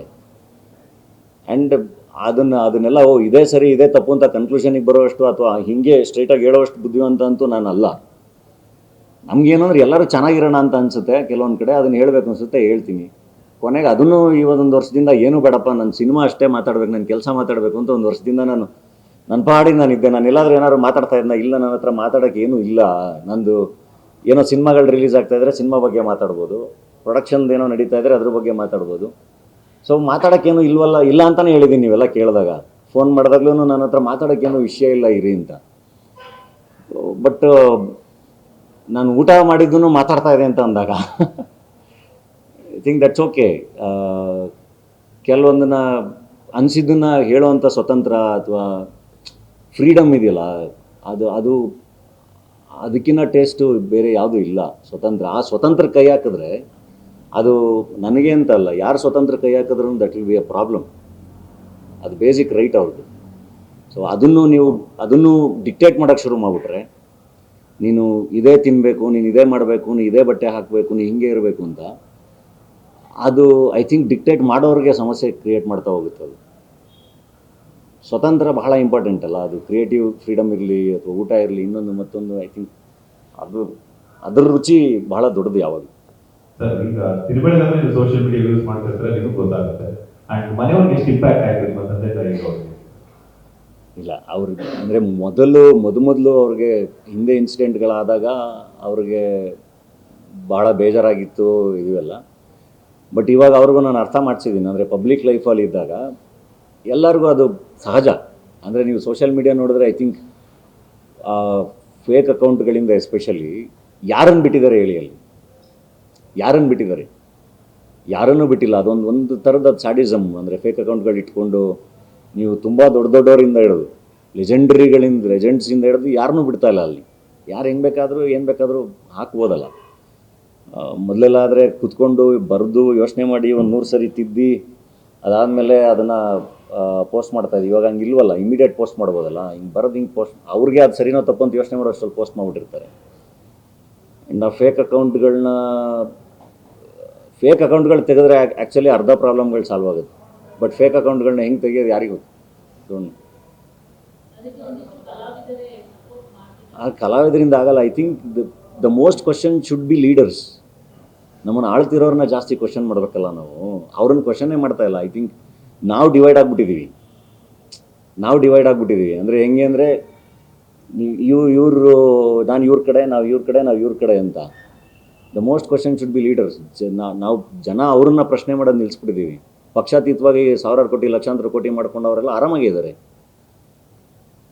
ನಾವು ಕ್ವಶನ್ ಮಾಡೋದು ನಿಲ್ಸಿದ್ದೀವಲ್ವಾ? ನಾನು ಬಿರಿಯಾನಿ ತಿಂದಿದ್ದಕ್ಕಿಂತ ಅವರು ಎಷ್ಟೆಷ್ಟು ತಿಂತಾ ಇದ್ದಾರೆ ಅನ್ನೋದು ಕ್ವಶನ್ ಮಾಡಬೇಕಲ್ವ ಜನ. ನಮ್ಗೇನು ಬೇಕು, ನಮ್ಗೇನು ಆಗ್ತಾ ಇದೆ, ಏನು ಆಗ್ತಾ ಇಲ್ಲ, ನಾವು ಓಟಾಗಿ ಕಳಿಸಿದ್ದೀವಿ. ಆ ಪಕ್ಷಾತೀತವಾಗಿ ಅವ್ರನ್ನ ಕ್ವಶನ್ ಮಾಡಬೇಕು. ಲೀಡರ್ಸ್ ಜನಕ್ಕೆ ಎದುರ್ಕೋಬೇಕಲ್ವಾ? ನಾವು ಅಲ್ಲಿ ಸೋಷಿಯಲ್ ಮೀಡಿಯಾದಲ್ಲಿ ಕೂತ್ಕೊಂಡು ಎಲ್ಲರೂ ನಾವೇ ಸಪೋರ್ಟ್ ಮಾಡ್ಕೊಳಕ್ಕೆ ಶುರು ಮಾಡಿಬಿಟ್ರೆ ಹಿಂಗೆ ಕ್ರೈಮ್ ಮಾಡಿದವರಿಂದ ಅದು ನೋಡಿ. ಅದೊಂದು ಚಿಕ್ಕ ಹುಡುಗನಲ್ಲಿ ನಾವು ಒಂದು ಬೆಳೀತಾ ಈ ಹೈಸ್ಕೂಲು ಕಾಲೇಜಲ್ಲೆಲ್ಲ ನಾವೇ ಎಷ್ಟೊಂದು ಸರಿ ಡಿಸ್ಕಸ್ ಮಾಡ್ಕೋತಾ ಇದ್ವಿ. ಅದು ಸ್ಕೂಲಲ್ಲಂತೂ ನಮಗೇನು ಅದ್ರ ಬಗ್ಗೆ ಎಲ್ಲ ಗೊತ್ತಾ, ಭಾಳ ಇನ್ನೋಸೆಂಟ್ ಅಲ್ವಾ ಮಕ್ಕಳೆಲ್ಲ. ಈ ಕಾಸ್ಟು ಮೋಸ್ಟ್ಲಿ ನಾವೆಲ್ಲ ಬೆಳೆದಿರೋ ಟೈಮ್ಗೆ ಇರೋದೇ ಇಲ್ಲ. ಆ ವಿಷಯಗಳೇ ಬರೋಲ್ಲ ಡಿಸ್ಕಷನ್ಗೆ. ಎಲ್ಲ ಫ್ರೆಂಡ್ಸ್ ಅಲ್ವಾ ನಾವೆಲ್ಲ. ಅದು ಬೇರೆ ಥರ ಆಗ್ಬಿಟ್ಟಿರುತ್ತೆ ನಮ್ಮದು ಸೊಸೈಟಿ ಅಂತೆಲ್ಲ. ನಂಗೆ ಇವಾಗ ಈ ಡಿಸ್ಕಷನ್ಗಳೆಲ್ಲ ನೋಡ್ತಾ ಇದ್ರೆ ಅದು ಎಲ್ಲಿ ಹೋಗಿದೆ? ಸೋಷಿಯಲ್ ಮೀಡಿಯಾದಲ್ಲಿ ಕುತ್ಕೊಂಡು ಮಾತಾಡೋದು ಬಹಳ ಈಸಿ. ಇವಾಗೆಲ್ಲ ಹಂಗಿಲ್ಲ ಅಂತ. ಸಿಟಿಲಿ ಕುತ್ಕೊಂಡೇನೋ ಹೇಳೋದು ಬಹಳ ಈಸಿ. ಹಂಗಿಲ್ಲಲ್ಲ ಅದು. ನಿಮಗೊಂದು ಊಟದ ವಿಷಯದಲ್ಲಿ ಎಷ್ಟೊಂದು ಎಕ್ಸ್ಪೋಸ್ ಆಗುತ್ತೆ ಅಂದರೆ ಅದು. ಈಗ ತಿನ್ನೋದು ಪ್ರತಿಯೊಬ್ಬರ ಹಕ್ಕಾಗುತ್ತೆ. ನಿಮ್ಮ ಸಿನಿಮಾಗಳ ಬಗ್ಗೆ ಮಾತನಾಡಬೇಕು ಅಂಡ್ ಸಾಕಷ್ಟು ಸಿನಿಮಾಗಳನ್ನ ಪ್ರೊಡ್ಯೂಸ್ ಮಾಡ್ತಾ ಇದ್ರೆ ಅದ್ರ ಬಗ್ಗೆ ಮಾತಾಡಬೇಕು. But before that I want one clarification. ಲಿಂಗಾಯತರನ್ನ ಬಿಟ್ಟು ಬೇರೆ ಯಾರು ತಿಂದ್ರು ಕೂಡ ಈ ಒಂದು ವಿಚಾರವನ್ನ ಮಾಡ್ಕೊಂಡು ತಪ್ಪು ಅಂತ ನಾನು ಹೇಳ್ತೀನಿ. ಏನಂತ ಅಂದ್ರೆ ಮಗು ಹುಟ್ಟಾಗ ಮದುವೆ ಆಗುವಂತಹ ಸಂದರ್ಭದಲ್ಲಿ ಲಿಂಗ ದೀಕ್ಷೆ ಅಂತ ಹಾಕ್ತಾರೆ. ಅದಾದ್ಮೇಲೆ ಕರಡಿಗೆ ಆಡು ಭಾಷೆಯಲ್ಲಿ ಕರಡಿಗೆ ಅಂತ ಹೇಳ್ತೀವಿ. ಅದನ್ನ ಹಾಕೊಂಡು ಲಿಂಗಾಯತರಷ್ಟೇ ಅಲ್ಲ ಬೇರೆ ಯಾವ ಧರ್ಮದ ತಿಂದ್ರು ಕೂಡ ನಾನ್ ವೆಜ್ ನ, ದಟ್ ಇಸ್ ವೆರಿ ರಾಂಗ್. ನನಗೊಂದು ಕ್ಲಾರಿಫಿಕೇಶನ್ ಬೇಕು. ನೀವು ನಾನ್ ವೆಜ್ ತಿನ್ನೋ ಟೈಮ್ ಅಲ್ಲಿ ಆ ಕರಡಿಗೆಯನ್ನ ಹಾಕಿದ್ರ ಇಲ್ವಾ? ಬಿಕಾಸ್ ಮದುವೆ ಸಂದರ್ಭದಲ್ಲಿ ಅದನ್ನ ವಧು ಇಬ್ಬರಿಗೂ ಕೂಡ ಹಾಕ್ತಾರೆ. 1 year ವರೆಗೂ ಅದನ್ನ ತೆಗೆಯೋದಿಲ್ಲ. ನನಗೆ ಗೊತ್ತಿರೋ ಮಾಹಿತಿ ಪ್ರಕಾರ ದಾಳಿ ಧನಂಜಯ ಅವರು ಆ ಸಂದರ್ಭದಲ್ಲಿ ಕರಡಿಗೆ ಹಾಕೊಂಡು ತಿಂದಿದ್ರೆ ದಟ್ ಈಸ್ ರಿಯಲಿ ರಾಂಗ್. ಅದನ್ನ ಕರೆಕ್ಷನ್ ಮಾಡ್ಕೊಳ್ಳಿ. ಹಾಕಿಲ್ಲ ಅಂದ್ರೆ ಅದು ತಪ್ಪಿಲ್ಲ. ನಾನು ಎಲ್ಲಿ ಹಾಕಿದ್ದೀನಿ ಹೇಳಿ? ನಾನು ಈಗ ಇಲ್ಲೇ ನಿಮ್ಮ ಜೊತೆನೇ ಬರ್ತಿರ್ತೀನಲ್ವಾ. ಯಾವಾಗಲೂ I think most of them ಮನೇಲಿ ದೇವ್ರ ಕೋಣಲ್ಲಿ ಲಿಂಗ ಪೂಜೆ ಮಾಡಿ ಮನೇಲಿ ದೇವ್ರ ಕೋಣಲ್ಲೇ ಇಟ್ಟಿರ್ತಾರೆ. ಇನ್ನೊಂದಿಷ್ಟು ಜನ ಅವ್ರವ್ರ ನಂಬಿಕೆ ಮೇಲೆ ಅದನ್ನು ಹಾಕೋತಾರೆ. ಅದು ಇಲ್ಲ. ನನಗೊಂದು ಅದೊಂದು ಸೆನ್ಸ್ ಇದೆ. ನಾನು ಯಾರ್ದೋ ಸೆಂಟಿಮೆಂಟ್ಸ್ನೆಲ್ಲ ಹರ್ಟ್ ಮಾಡೋಕ್ಕಾಗಲ್ಲ. ಯಾರ್ದೂ ಸೆಂಟಿಮೆಂಟ್ಸ್ ಹರ್ಟ್ ಮಾಡೋಕ್ಕಾಗಲ್ಲ, ಆಯಿತಾ? ಇವಾಗ ನಾನು ನಾನು ರೆಬೆಲ್ ಅಂತ ಹೇಳಿ ನಾನು ಲಿಂಗ ಹಾಕ್ಕೊಂಡು ನಾನು ನಾನ್ ವೆಜ್ ತಿಂತೀನಿ ಅಂತ ಅಂದರೆ ಅದು ನಮ್ಮ ಮನೆಯವ್ರಿಗೇ ಅದು ಹರ್ಟ್ ಆಗುತ್ತೆ ಅಂತ ಅಂದಾಗ why will I do that? ನಾನು ಯಾಕೆ ಮಾಡಲಿ? ಆಯಿತಾ? ಎಲ್ಲರ ನಂಬಿಕೆಗಳನ್ನೂ ನಾವು ಗೌರವಿಸ್ಬೇಕು. ಅದು ಖಂಡಿತ ಮಾಡ್ತೀವಿ. ಬಟ್ ಬೇರೆ ಬೇರೆ ಹೆಸರಲ್ಲಿ ನಮ್ಮನ್ನು ಕಟ್ ಹಾಕಕ್ಕೆ ಟ್ರೈ ಮಾಡಿದ್ರೆ I was the most rebellious ನನ್ನ ಚೈಲ್ಡ್ಹುಡ್ಡಿಂದ. ನಾನು ಇವಾಗ ಸಿನಿಮಾಗೆ ಬಂದ ಮೇಲೆ, ಪಬ್ಲಿಕ್ ಲೈಫಿಗೆ ಬಂದ ಮೇಲೆ ಆ್ಯಕ್ಚುಲಿ ಒಂದು ದಾರಿಗೆ ಬಂದಿದ್ದೀನಿ.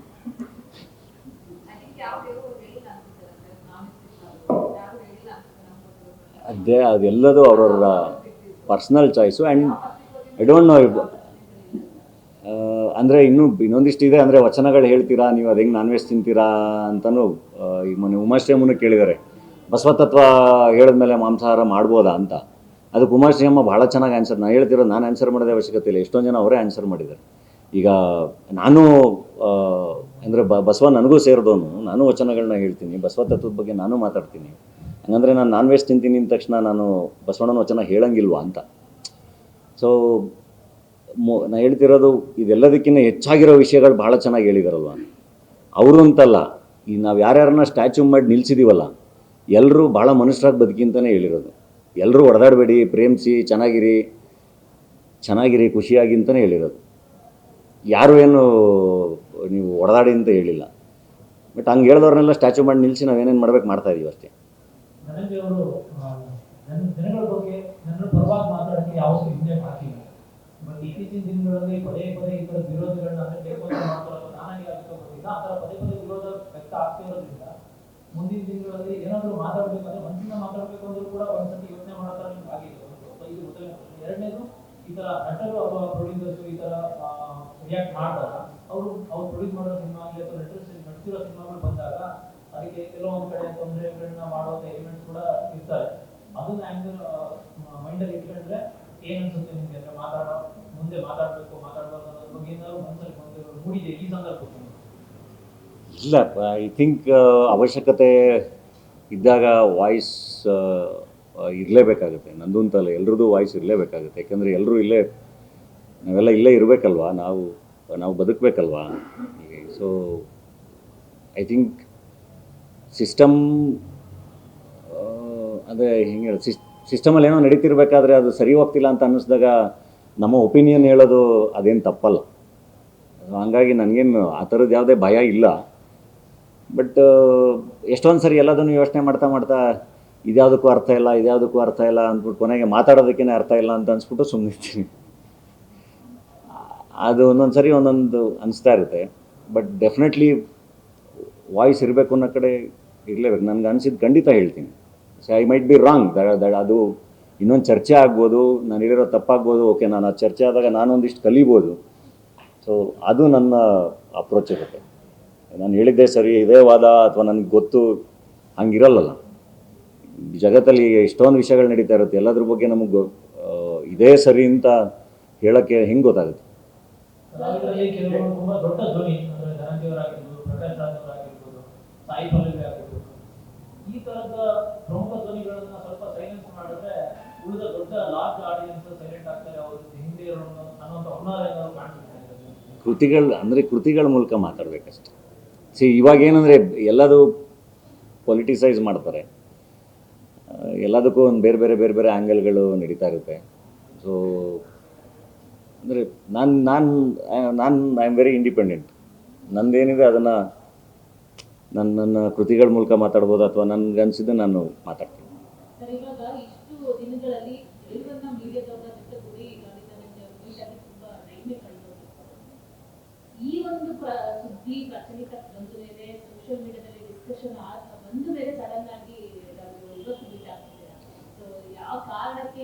ಇಲ್ಲ, ಅದೇ ಹೇಳದ್ನಲ್ಲ, ಅಂದರೆ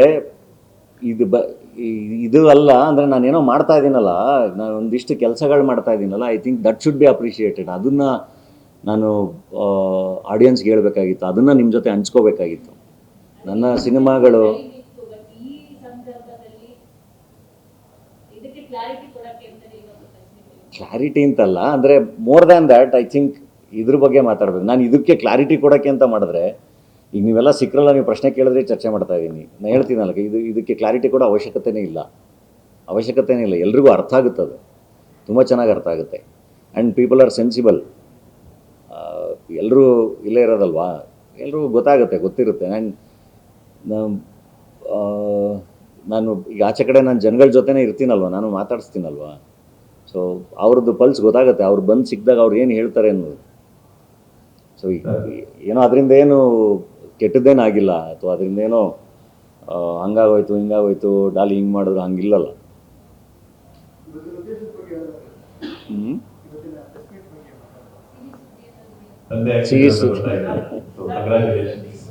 ಥ್ಯಾಂಕ್ ಯು.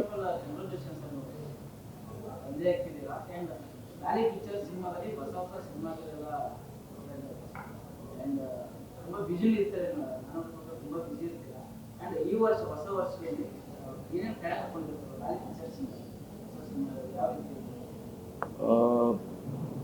ಡಾಲಿ ಪಿಕ್ಚರ್ಸಿಂದ ಈಗ next week JC the university release ಇದೆ 6ನೇ ತಾರೀಕು. ಭಾಳ ಒಳ್ಳೆ ಸಬ್ಜೆಕ್ಟ್, ಜುಡಿಷಿಯಲ್ ಕಸ್ಟಡಿ ಬಗ್ಗೆ ಮಾತಾಡುತ್ತೆ. ಅಂದರೆ ಜೈಲಿನ ವ್ಯವಸ್ಥೆ ಬಗ್ಗೆ ಬಹಳ ಚೆನ್ನಾಗಿ ಮಾತಾಡಿರೋ ಸಿನಿಮಾ ಅದು. ಆ್ಯಂಡ್ ದೆನ್ ಹೆಗ್ಗಣ ಮುದ್ದು ಅಂತ ಇನ್ನೊಂದು ಸಿನಿಮಾ ಸದ್ಯದಲ್ಲಿ ಅದ್ರದ್ದು ರಿಲೀಸ್ ಕೂಡ ಅನೌನ್ಸ್ ಮಾಡ್ತೀವಿ. ಆ್ಯಂಡ್ ಇನ್ನೂ 2 ಸಿನಿಮಾ ಪ್ರೊಡಕ್ಷನ್ ನಡೀತಾ ಇದೆ, ಒಂದು ವೆಬ್ ಸೀರೀಸ್ ಪ್ರೊಡಕ್ಷನ್ ನಡೀತಾ ಇದೆ ಜಿ ಅವ್ರ ಜೊತೆ ಟೈಅಪ್ಪಲ್ಲಿ. ಆ್ಯಂಡ್ ಆ್ಯಕ್ಟಿಂಗ್ ಸಿನಿಮಾಗಳೂ ಅಪ್ಡೇಟ್ ಖಂಡಿತ ಕೊಡ್ತೀವಿ. ಅಣ್ಣ ಫ್ರಮ್ ಮೆಕ್ಸಿಕೋ ಇನ್ನೇನು ಕೊನೆ ಒಂದು 15 ದಿನ ಶೂಟ್ ಇದೆ ನಮ್ಮ ಬಡವರಾಸ್ಕಲ್ ಡೈರೆಕ್ಟರ್ ಜೊತೆ. 666 ಶೂಟ್ ನಡೀತಾ ಇದೆ. ಹಲಗಲಿ ಶೂಟ್ ಅಂದರೆ ಒಂದು 40% ಶೂಟ್ ಮುಗಿದಿದೆ, ಇವಾಗ ಮತ್ತೆ ಅದನ್ನು ರೆಸ್ಯೂಮ್ ಮಾಡ್ತಾ ಇದ್ದೀವಿ. ಆ್ಯಂಡ್ ಜಿಂಗೋ ಶುರುವಾಗ್ತಾ ಇದೆ. ಸೊ ಕಂಟಿನ್ಯೂಸ್ ಆಗಿ ಕೆಲಸಗಳು ನಡೀತಾ ಇದೆ. Definitely I think as an actor I mean safe and ಸೆಕೆಂಡ್ರೆ ಒಳ್ಳೊಳ್ಳೆ ನಿರ್ದೇಶಕರು ಎಲ್ಲರೂ, ಶಂಕರ್ ಗುರು ಇರಲಿ ಅಥವಾ ಹೇಮಂತ್ ರಾವ್ ಇರಲಿ ಅಥವಾ ನಮ್ಮ ಶಶಾಂಕ್ ಸೋಗಲ್ ಇರಲಿ ಆ್ಯಂಡ್ ಹಲಗಲಿ ಸುಕೇಶು ಎಲ್ಲರೂ ಬಹಳ ಒಳ್ಳೆ ನಿರ್ದೇಶಕರ ಜೊತೆ ಕೆಲಸ ಮಾಡ್ತಾಯಿದ್ದೀನಿ.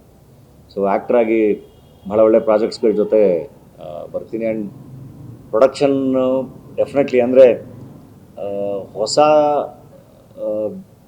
ಪ್ರತಿಭೆಗಳು ಬಂದು ನಿಂತಾಗ ಮಾತ್ರ ಅದೇನೋ ಅಂದರೆ ಈ ಇಂಡಸ್ಟ್ರಿ ರನ್ ಆಗೋಕ್ಕೆ ಸಾಧ್ಯ. ಸೊ ಹಾಗಾಗಿ ಹೊಸಬ್ರ ಜೊತೆ ಪ್ರಯತ್ನ ಮಾಡ್ತಾಯಿದ್ದೀನಿ. ನಮ್ಮ ಟಗರುಪಲ್ಯ ಬಹಳ ಚೆನ್ನಾಗಾಯಿತು, ಇನ್ನೊಂದು ಪ್ರಾಜೆಕ್ಟ್ ಚೆನ್ನಾಗಾಗಲಿಲ್ಲ. ಬಟ್ ಇವಾಗ ಮತ್ತೆ JC, ಹೆಗ್ಗಣ ಮುದ್ದು ಇವೆಲ್ಲ ಏನು ತರ್ತಾ ಇದ್ದೀವಿ ಎಲ್ಲದು ಡೆಫಿನೆಟ್ಲಿ ಭಾಳ ಚೆನ್ನಾಗಿವೆ ಸಿನಿಮಾಗಳು. ತುಂಬ ಕಾನ್ಫಿಡೆಂಟಾಗಿ ಪ್ರೇಕ್ಷಕರ ಮುಂದೆ ಬಂದು ಈ ಥರದ ಸಿನಿಮಾ ಮಾಡಿದ್ದೀವಿ ಅಂತ ಪ್ರೇಕ್ಷಕರ ಮುಂದೆ ಇಡ್ಬೋದು. ಪ್ರೇಕ್ಷಕರು ಹೊಸಬ್ರಿಗೆ ಜಾಗ ಕೊಡಬೇಕು. ತಂದೆ ಆಗ್ತಿದ್ದೀರಾ? ತಂದೆ ಆಗ್ತಿರೋದು ಸರ್ ಮನೇಲಿ ಹೇಗಿದೆ ಸಂಸಾರ? ಇಲ್ಲ, ಭಾಳ ಖುಷಿಯಾಗಿದೆ. ನಾನು ಇವೆಲ್ಲಿ ಭಾಳ ಡಿಸ್ಕಸ್ ಮಾಡ್ತಾ ಇದೆ. ಅಂದರೆ ನಾವು ಫ್ರೆಂಡ್ಸ್ ಜೊತೆ ಅಥವಾ ಈಗ ನೀವುಗಳೇ ಸಿಕ್ಕಿದಾಗ್ಲೂ ಮದುವೆ ಆಗಬೇಕಾ ಅಂತ ಎಲ್ಲ. ಇವಾಗ ನಾನೇ ನನ್ನ ಫ್ರೆಂಡ್ಸ್ ಬ್ಯಾಚುಲರ್ಸ್ಗೆಲ್ಲ ಹೇಳ್ತಾ ಇರ್ತೀನಿ, ಇಲ್ಲ ಮದುವೆ ಆಗಿ ಚೆನ್ನಾಗಿರುತ್ತೆ ಒಳ್ಳೆ ಪಾರ್ಟ್ನರ್ ಇದ್ದಾಗ. ಆ್ಯಂಡ್ ಥಿಂಕ್ ಇವಾಗ ಆ ಪ್ರೆಗ್ನೆನ್ಸಿ ಆ ಫೇಸು ಕೂಡ ಭಾಳ ಚೆನ್ನಾಗಿ ಎಂಜಾಯ್ ಮಾಡ್ತಾ ಇದ್ದೀನಿ. ಆ್ಯಂಡ್ ಇನ್ಸ್ಟಾಗ್ರಾಮ್ ಓಪನ್ ಮಾಡಿದ್ರೆ ಎಲ್ಲ ಬರೀ ಮಗುದು ವೀಡಿಯೋಸು ಅದೇ ತೋರಿಸ್ತಾ ಇರುತ್ತೆ. ಒಂದು ಯಾರೋ ಅಂದರೆ ಫಾರ್ವರ್ಡ್ ಮಾಡಿದ್ದಾಗ ನೋಡಿರೋದು ಕಂಪ್ಲೀಟಾಗಿ ಅದೇ ಕಾಣಿಸ್ತಾ ಇರುತ್ತೆ ಯಾವಾಗಲೂ. ಸೊ ನಾನು ಭಾಳ ಈಗಲ್ಲಿ ವೆಯ್ಟಿಂಗ್, ಅಂದರೆ ಒಂದು ಮಗುನ ಕೈಯಲ್ಲಿ ಇಟ್ಕೊಳ್ಳೋಕ್ಕೆ. ಸೊ ನನ್ನ ಫ್ರೆಂಡ್ಸಿಗೆ ಹೇಳ್ತಾ ಇರ್ತೀನಿ, ಐ ಥಿಂಕ್ ಏನೋ ಬೇಗ ಮದುವೆಯಾಗಿ ಮಗು ಮಾಡ್ಕೊಳ್ಳಿ, that makes you more human, more empathetic ಅಂತ. ಸೊ ಎಕ್ಸೈಟೆಡ್ ಇದ್ದೀನಿ ಅಷ್ಟೇ. ಮತ್ತೆ ಟೈಮ್ ಎಷ್ಟು ಕೊಡ್ತಾ ಇದ್ದಾರೆ ಮನೆಗೆ? ಇಲ್ಲ, ಆದಷ್ಟು ಕೊಡ್ತಾ ಇದ್ದೀನಿ. ಅದಕ್ಕೆ ಬೇಗ ಅಂದರೆ ಕಂಟಿನ್ಯೂಸ್ ಆಗಿ ಇವಾಗ ಕೆಲಸ ಮಾಡ್ತಾ ಇದ್ದೀನಿ, ಶೂಟ್ ಮುಗಿಸ್ತಾ ಇದ್ದೀನಿ. ಸೊ ದಟ್ ಒಂದೊಳ್ಳೆ ಬ್ರೇಕ್ ತೊಗೋಬೋದು ಆ ಟೈಮಲ್ಲಿ ಅಂತ. ಡೆಲಿವರಿ ಅಷ್ಟಲ್ಲಿ ಒಂದು 3 ಪ್ರಾಜೆಕ್ಟ್ ಕಂಪ್ಲೀಟ್ ಮಾಡಿರ್ತೀನಿ. ಮೇ ಈಗ ನೀವು ಒಪ್ಕೋತಾ ಇದ್ದೀರಾ, it's very hard thing. Vijayapati work ಆಗಲಿಲ್ಲ ಅಂತ ಥಿಯೇಟ್ರಿಕಲಿ. ಸೊ ಯಾಕೆ ಆಗಲಿಲ್ಲ? ವಾಟ್ ವೆಂಟ್ ರಾಂಗ್ ಅಂತ? ವರ್ಕ್ ಆಗಲಿಲ್ಲ ಅನ್ನೋದು ಐ ಡೋಂಟ್ ನೋ. ಅಂದರೆ ಸಿನಿಮಾಗಳು ಪ್ರೇಕ್ಷಕರಿಗೆ ಇಷ್ಟ ಆಗದೇ ಇರ್ಬೋದು. ಅಂದರೆ ನಾವು ಮಾಡಿರೋದೆಲ್ಲದು ಚೆನ್ನಾಗೇ ಇರುತ್ತೆ, ಇಷ್ಟ ಆಗುತ್ತೆ, ನಮ್ಗನ್ಸಿದ್ದೆ ಅವ್ರಿಗೆ ಅನಿಸುತ್ತೆ ಅಂತ ನಾವು ಹೇಳೋಕ್ಕಾಗಲ್ಲ. ಹಂಗಿದ್ರೆ ಐ ಥಿಂಕ್ ಎಲ್ಲರೂ ಕಂಟಿನ್ಯೂಸ್ ಆಗಿ ಬ್ಲಾಕ್ ಬಸ್ಟರ್ಸ್ನೇ ಕೊಡ್ಬೋದು. ಎಲ್ಲೋ ಒಂದು ಕಡೆ ನಾವು ಫೇಲ್ ಆಗಿರ್ತೀವಿ, ಅವ್ರಿಗೆ ಇಷ್ಟ ಆಗಿರಲ್ಲ. ಬಟ್ ನಾನು ಅದನ್ನೇ ಹೇಳ್ತಾ ಇರ್ತೀನಿ, ನಮ್ಮ ಪ್ರೇಕ್ಷಕನಿಗೆ ಸಿನಿಮಾ ಇಷ್ಟ ಆಗುತ್ತೋ ಬಿಡುತ್ತೋ ಅವನಿಗೆ ಮೋಸ ಮಾಡಿದ್ವಿ ಅಂತ ಅನಿಸ್ಬಾರ್ದು ಅಂತ. ಆನೆಸ್ಟಾಗೇನೋ ಇವರು ಒಂದು ಅಟೆಂಪ್ಟ್ ಮಾಡಿದ್ದಾರೆ ಅಂತ ಅನಿಸ್ಬೇಕು. ಅಷ್ಟಾದರೂ ಆನೆಸ್ಟಿ, ಅಷ್ಟಾದರೂ ಡಿಸಿಪ್ಲಿನ್ ಇರಬೇಕು ಟೀಮಲ್ಲಿ ಅಂತ. ಸೊ ಅದಂತೂ ಇದೆ. ನೋಡೋಣ. ಅಂದರೆ ಐ ಥಿಂಕ್ ಇನ್ನೊಂದು ಆನೆಸ್ಟಾಗಿ ಒಪ್ಕೋಬೇಕಲ್ವ ಸೋಲ್ಗಳನ್ನ. ನಾವು ಏನಾದರೂ ಎಲ್ರದ್ದು ನಾವು ತೆಗಿತಾ ಕೂತ್ರೆ ಈಗ ನಾವು ಪ್ರೊಜೆಕ್ಷನ್ ಬೇರೆ ಇರುತ್ತೆ. ನಾವು ಎಷ್ಟೊಂದು ಸರಿ ನಾನೇ ಅನ್ಕೋತಾ ಇರ್ತೀನಿ, ಯಾಕೆ ಪ್ರೊಜೆಕ್ಟ್ ಅಂದರೆ ಸೋತಿರೋ ಸಿನಿಮಾಗಳನ್ನ ನಾವು ಒಪ್ಕೊಳ್ಳೋದಲ್ಲೇ ಬೇರೆ ಬೇರೆ ಥರ ಪ್ರೊಜೆಕ್ಟ್ ಮಾಡ್ಕೊಳ್ಳೋದು ಅಥವಾ ಬೇರೆ ಬೇರೆ ರೀಸನ್ಗಳ ಮೇಲೆ ಹಾಕೋದಿದೆಯಲ್ಲ, ಅದರಿಂದ ಐ ಡೋಂಟ್ ಥಿಂಕ್ ಅದು ಬೇರೆ ಏನೋ ಪ್ರೋಗ್ರೆಸ್ ಆಗುತ್ತೆ ಅಂತ. ಅದರಿಂದ ಏನೋ ಒಂದು ಗೊತ್ತಿಲ್ಲ, ಒಂದಿಷ್ಟು ಜನಕ್ಕೆ ಬೇರೆ ಇಮೇಜ್ ಕಟ್ಕೊಡ್ಬೋದೇನೋ. ಎಲ್ಲರೂ ಸೋತಿರೋದೇನೆ, ಎಲ್ಲರೂ ಸೋತಿದ್ದೀವಿ. ಅದು ಆ್ಯಕ್ಟ್ರ್ಗಳಾಗಿ ಸೋತಿದ್ದೀವಿ, ಪ್ರೊಡ್ಯೂಸರ್ಸಾಗಿ ಸೋತಿದ್ದೀವಿ. ಅದನ್ನೆಲ್ಲರೂ ಒಪ್ಕೊಳ್ಳೇಬೇಕು. ಸೊ ಪ್ರತಿ ಸಿನಿಮಾನು ಗೆಲ್ಲುತ್ತೆ ಅಂತಲ್ಲ. ಸೊ ವಿದ್ಯಾಪತಿನ ಒಂದು ರೀತಿ ಪ್ರಮೋಟ್ ಮಾಡಿರ್ತೀರಲ್ಲ, so how have you learn from the mistake of Vidyapati to position this? I don't know, release date, time, positioning ಎಲ್ಲ ಖಂಡಿತ ಭಾಳ ಮ್ಯಾಟ್ರ್ ಆಗುತ್ತೆ. ಬಟ್ ನನಗನ್ಸೋದು ನಾವು ಏನೇ ಮಾಡಿದ್ರೂ ಅದು ಫೈನಲಿ ನಮ್ಮ ಕಂಟ್ರೋಲಲ್ಲಿ ಇಲ್ಲ ಅಂತ. ಅದು ಸಿನಿಮಾ ಆಚೆ ಬಂದು ಆ ಸಿನಿಮಾದಲ್ಲಿರೋ ತಾಕತ್ತೇ ಮಾತಾಡಿ ಪ್ರೇಕ್ಷಕರನ್ನ ಕರೆಸ್ಬೇಕಾ ಅಂತ. ಆ್ಯಂಡ್ ಹೊಸೊಬ್ಬರು ಎಲ್ಲ ಕಂಪ್ಲೀಟಾಗಿ ಹೊಸ ನ್ಯೂ ಫೇಸಸ್ ಅಂತಲೇ ಇದ್ದಾಗ ಅದಿನ್ನೂ ಭಾಳ ಕಷ್ಟ. ಹಂಗೆ ನೋಡಿದ್ರೆ ಟಗರು ಪಲ್ಯಾಗ ಹೆಂಗೆ ಬಂದರು ಅಂತ ಇವತ್ತಿಗೂ ಯೋಚನೆ ಮಾಡ್ತಾ ಇರ್ತೀನಿ. ಟಗರು ಪಲ್ಯಾಗ ಭಾಳ ಚೆನ್ನಾಗಿ ಆಯ್ತಲ್ಲ ನನಗೆ. ಅದರಲ್ಲೂ ಅಂದರೆ ಹೊಸ ಥರದ ಸಬ್ಜೆಕ್ಟೇ, ಎಲ್ಲರೂ ಅಲ್ಲೇನು ಹೀರೋ ಅದು ಇದು ಅಂತ ಹಾಗೆ ಒಂದು ಫೇಸ್ ಇದೆ, ಥಿಯೇಟ್ರಿಗೆ ಕರ್ಕೊಂಬರಬೇಕು ಆ ಥರದ್ದು ಇರಲಿಲ್ಲ. ಬಟ್ ಅದರದ್ದು ಹಾಡುಗಳು, ಟ್ರೈಲರ್ ಎಲ್ಲ ವರ್ಕ್ ಆಯಿತು. ಆ್ಯಂಡ್ ಥಿಯೇಟ್ರಲ್ಲೂ ಜನ ಭಾಳ ಚೆನ್ನಾಗಿ ಎಂಜಾಯ್ ಮಾಡೋದು. Not only in theatre, OTT ಭಾಳ ಚೆನ್ನಾಗಾಯಿತು. ಪೇಪರ್ ವ್ಯೂವಲ್ಲಿ ಹಾಕಿದ್ವಿ, ಯೂಟ್ಯೂಬಲ್ಲಿ ಚೆನ್ನಾಗಾಯಿತು. ಆ್ಯಂಡ್ ಆ ಸಿನಿಮಾಗೆ ಬಂದಿರೋ TVR ಸ್ಟಾರ್ ಸಿನಿಮಾ TVR ಅದಕ್ಕೆ ಬಂದಿರೋದು. ನಿಮಗೆ ಟಿ ವಿಯಲ್ಲಿ ಆಲ್ಮೋಸ್ಟ್ 7.5 7.6 TVR ಬಂದಿರೋದು, ಅಂದರೆ ಟಗರು ಪಲ್ಯ ಸಿನಿಮಾಗೆ. ಸೊ ಆ ಸಬ್ಜೆಕ್ಟ್ ವರ್ಕ್ ಆಯ್ತಲ್ಲ. ಹಾಗೆ ಈಗ JC ಯೂನಿವರ್ಸಿಟಿ ಅಂತ ತೊಗೊಂಡ್ರೆ ಐ ಥಿಂಕ್ ಆ ಥರದ ಸಿನಿಮಾಗೆ ಒಂದು ಪ್ರೇಕ್ಷಕ ವರ್ಗ ಇದೆ. ಸೊ ಅವ್ರುಗಳಿಗೆ ಅದು ಡೆಫಿನೆಟ್ಲಿ ಇಷ್ಟ ಆಗುತ್ತೆ ಅಂತ. ಈಗ ನೀವು ಒಪ್ಕೋತಾ ಇದ್ದೀರಲ್ಲ, so is there as a producer industry ಏನಾಗ್ತಾ ಇದೆ ಅಂದ್ರೆ some of the YouTubers are ಕೆಲವೊಂದು ಸೋಷಿಯಲ್ ಮೀಡಿಯಾ ಹ್ಯಾಂಡಲ್ಸ್ಗೆಲ್ಲ ರಿವ್ಯೂ ಮಾಡೋದನ್ನ ಸ್ವಲ್ಪ ಕಡಿತಾ ಇದ್ದಾರೆ ಅನ್ನೋದು ಒಂದು ಗೊತ್ತಾಗ್ತಾ ಇದೆ. ಈಗ Book My Show ratings disable ಆಗ್ತಾ ಇದೆ, ಯೂಟ್ಯೂಬ್ ಚಾನಲ್ಸ್ಗೆ ಇಂಜೆಕ್ಷನ್ ನೋಟಿಸಸ್ ಹೋಗ್ತಾ ಇದೆ. So what you like to say ಅಂದ್ರೆ as a producer how much open should be to criticism? ಅಲ್ಲ, definitely we should be open to criticism. ಇವಾಗ ಮೊದಲೆಲ್ಲ ಆಗಿದ್ರೆ ನಮಗೆಲ್ಲರೂ ಗೊತ್ತಿರೋರಲ್ವಾ, ಈ ಪತ್ರಿಕೆ, ಈ TV ಇವ್ರು ರಿವ್ಯೂ ಮಾಡ್ತಿದ್ದಾರೆ ಹಿಂಗೆ ಅಂತ. ಇವಾಗ ಎಷ್ಟು ಜನ ಇರ್ತಾರೆ ಅಂದರೆ ಯಾರೂ ಗೊತ್ತಿರಲ್ಲ. ಅದನ್ನು ಈಗ ನಾನು ಒನ್ ಸೈಡೆಡ್ ಆನ್ಸರು ಹೇಳೋಕ್ಕಾಗಲ್ಲ. ಇವತ್ತು ಹೆಂಗಾಗಿದೆ ಅಂದರೆ, ಇಲ್ಲಿ ಕುತ್ಕೊಂಡು ನಾನು ಒಂದಿಷ್ಟು ಜನನ ರೆಡಿ ಮಾಡಿ ನಾನು ಯೂಟ್ಯೂಬ್ ಚಾನಲ್ ಓಪನ್ ಮಾಡಿಸಿ ನಿಮ್ಮ ಸಿನಿಮಾ ರಿಲೀಸ್ ಆಗ್ತಿದೆ ಅಂದಾಗ ಅದ್ರ ಬಗ್ಗೆ ಬೇಕು ಅಂತ ನೆಗೆಟಿವ್ ಮಾಡಿಸ್ಬೋದು. ಅದು ನಡೀತಾ ಇದೆ. ಇವತ್ತು ನಡೀತಿರೋದು ಹಂಗೆ. ಇವತ್ತು ಎಷ್ಟೊಂದು ಮೊನ್ನೆ ಅದೇ ಒಂದು ಡಿಸ್ಕಷನ್ ನಡೀತಾ ಇತ್ತು ನಮ್ಮ ಸಿನಿಮಾ ಸರ್ಕಲಲ್ಲಿ. ಇವತ್ತು ಹೆಂಗಿದೆ ಅಂದರೆ, ಮೊದಲೆಲ್ಲ ಅವ್ರನ್ನ PR ಮಾಡ್ಕೋತಾ ಇದ್ರು. ಇವಾಗ ಹೆಂಗಿದೆ ಅಂದರೆ, ಬೇರೆ ಯಾವ್ದಾದ್ರು ಸಿನಿಮಾ ಬಂದರೆ ಅದಕ್ಕೆ ನೆಗೆಟಿವ್ ಮಾಡಿಸೋದೇ ಒಂದು ಕೆಲಸ ಶುರುವಾಗಿದೆ ಅಂತ. ಅವ್ರ ಸಿನಿಮಾ ರಿಲೀಸ್ ಆದರೆ ಈ ಕಡೆ ಅಭಿಮಾನಿಗಳಿಗೆ ಕಷ್ಟ, ಇನ್ನೊಬ್ರು ಸಿನಿಮಾ ರಿಲೀಸ್ ಆದರೆ ಇನ್ನೊಬ್ರಿಗೆ ಕಷ್ಟ. ಸೊ ಒಂದು ನೆಗೆಟಿವ್ PR ಆಟೋಮೆಟಿಕ್ಕಾಗಿ ಒಂದು ಆಪೋಸಿಟ್ ಇದರಿಂದ ಶುರುವಾಗುತ್ತೆ ಅಂತ. ಮೋಸ್ಟ್ಲಿ ಅದಕ್ಕೆ ಭಯ ಬಿದ್ದು ಐ ಥಿಂಕ್ ಪ್ರೊಡ್ಯೂಸರ್ಸು ಆ ಕಾಲ್ ತಗೋತಿರ್ಬೋದೇನೋ.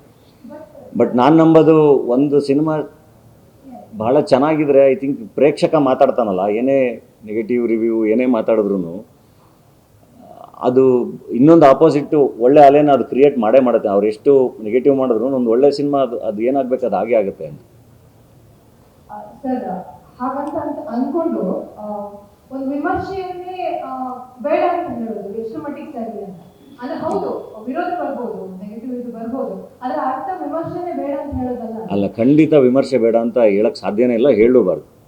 ಡೆಫಿನೆಟ್ಲಿ ಇರಬೇಕು. ಇದನ್ನ ಆಫ್ ಮಾಡ್ತಿದ್ದಾರೆ, ವಿಮರ್ಶೆನೇ ಬೇಡ ಅಂತ ಹೇಳೋ ಟ್ರೆಂಡ್ ಇದಾಗಿದೆ. ನಾನಂತೂ ಖಂಡಿತ ಹೇಳಲ್ಲ ವಿಮರ್ಶೆ. ಅಲ್ಲ, ನಿಮ್ಮ ಸಿನಿಮಾಗಳಲ್ಲಿ ಹೇಗೆ ಅಂದ್ರೆ ಅಲ್ಲ, ವಿಮರ್ಶೆ ಬೇಕು, ಡೆಫಿನೆಟ್ಲಿ ಕ್ರಿಟಿಕ್ಸ್ ಇರಲೇಬೇಕಲ್ವ. ಇಲ್ಲ ನಾನು ಹೆಂಗೆ ತಿದ್ಕೊಳ್ಳೋಕ್ಕಾಗುತ್ತೆ ಅಥವಾ ಹೆಂಗೆ ಮುಂದಕ್ಕೆ ಹೋಗೋಕ್ಕಾಗುತ್ತೆ? ಈಗ ಅವ್ರು ಹೇಳಿದ್ರು, ಈಗ ವಿದ್ಯಾಪತಿ ಇಂದ ಏನು ಕಲ್ತ್ರಿ ಅಂತ. ಸೊ ಈಗ ಎಲ್ಲರೂ ಆ ವಿದ್ಯಾಪತಿ ಸಿನಿಮಾ ನೋಡಿ ಬರೆದಿರ್ತಾರಲ್ವ. ಸೊ ಒಬ್ರೊಬ್ರಿಗೆ ಒಂದೊಂದು ಅನಿಸಿರ್ಬೋದು. Taste might be different. ಇವಾಗ ಈಗ ನನಗೆ ಅವರು ಸಿಕ್ಕಿದಾಗ ಭಾಳ ಚೆನ್ನಾಗಿ ಹೇಳಿದರು, ನನಗೆ ಬಡವರ ಹಸ್ಕಲ್ ಟಗರು ಪಲ್ಯಗಿಂತ ರತ್ನ ಪ್ರಪಂಚ ಇಷ್ಟ ಆಗಿತ್ತು ಅಂತ. ದಟ್ ಡಸಂಟ್ ಮೀನ್ ಬಡವರ ಹಸ್ಕಲ್ ಅಥವಾ ಟಗರು ಪಲ್ಯ ವರ್ಕ್ ಆಗಿಲ್ಲ ಅಂತ ಅಲ್ಲ.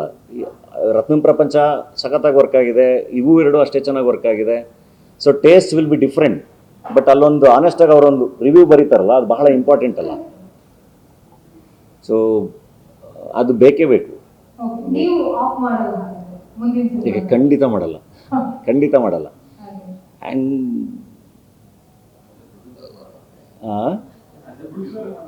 ಅಲ್ಲ, ಆ್ಯಕ್ಟ್ರಾಗಿನೂ ಮಾಡೋಕ್ಕಾಗಲ್ಲ. ಹೆಂಗೆ ಮಾಡೋಕ್ಕಾಗುತ್ತೆ? ಆ್ಯಕ್ಟ್ರಾಗಿನೂ ಮಾಡೋಕ್ಕಾಗಲ್ಲ. ಆ್ಯಂಡ್ ಅಪೋಸಿಷನ್ ಅದೇನೋ ಒಂದು ನಡೀತಾ ಇರ್ತದಲ್ಲ, ಏನೂ ಮಾಡೋಕ್ಕಾಗಲ್ಲ. ಅದೊಂದು ಇವಾಗ ಯುದ್ಧ ಥರ ಆಗಿದೆ ಸಿನಿಮಾ ಮಾಡೋದು. ಸೊ ಅದನ್ನೆಲ್ಲ ಫೇಸ್ ಮಾಡ್ಕೊಂಡೇ ಗೆಲ್ಸ್ಕೋಬೇಕು. ಒಂದು ಪ್ರೇಕ್ಷಕನಿಗೆ ಸಿನಿಮಾ ನಾವು ಭಾಳ ಚೆನ್ನಾಗಿ ತಲುಪ್ಸೋಕ್ಕಾದ್ರೆ, ಅವರು ಥಿಯೇಟ್ರಿಗೆ ಬಂದಾಗ ಅವ್ರಿಗೆ ಒಳ್ಳೆ ಎಂಟರ್ಟೈನ್ಮೆಂಟು, ಅವ್ರಿಗೊಂದು ಎಕ್ಸ್ಪೀರಿಯನ್ಸ್ ದಾಟ್ಸೋಕ್ಕಾದ್ರೆ ಐ ಥಿಂಕ್ ಆ ಸಿನಿಮಾನ ಯಾರೂ ತಡೆಯೋಕ್ಕಾಗಲ್ಲ.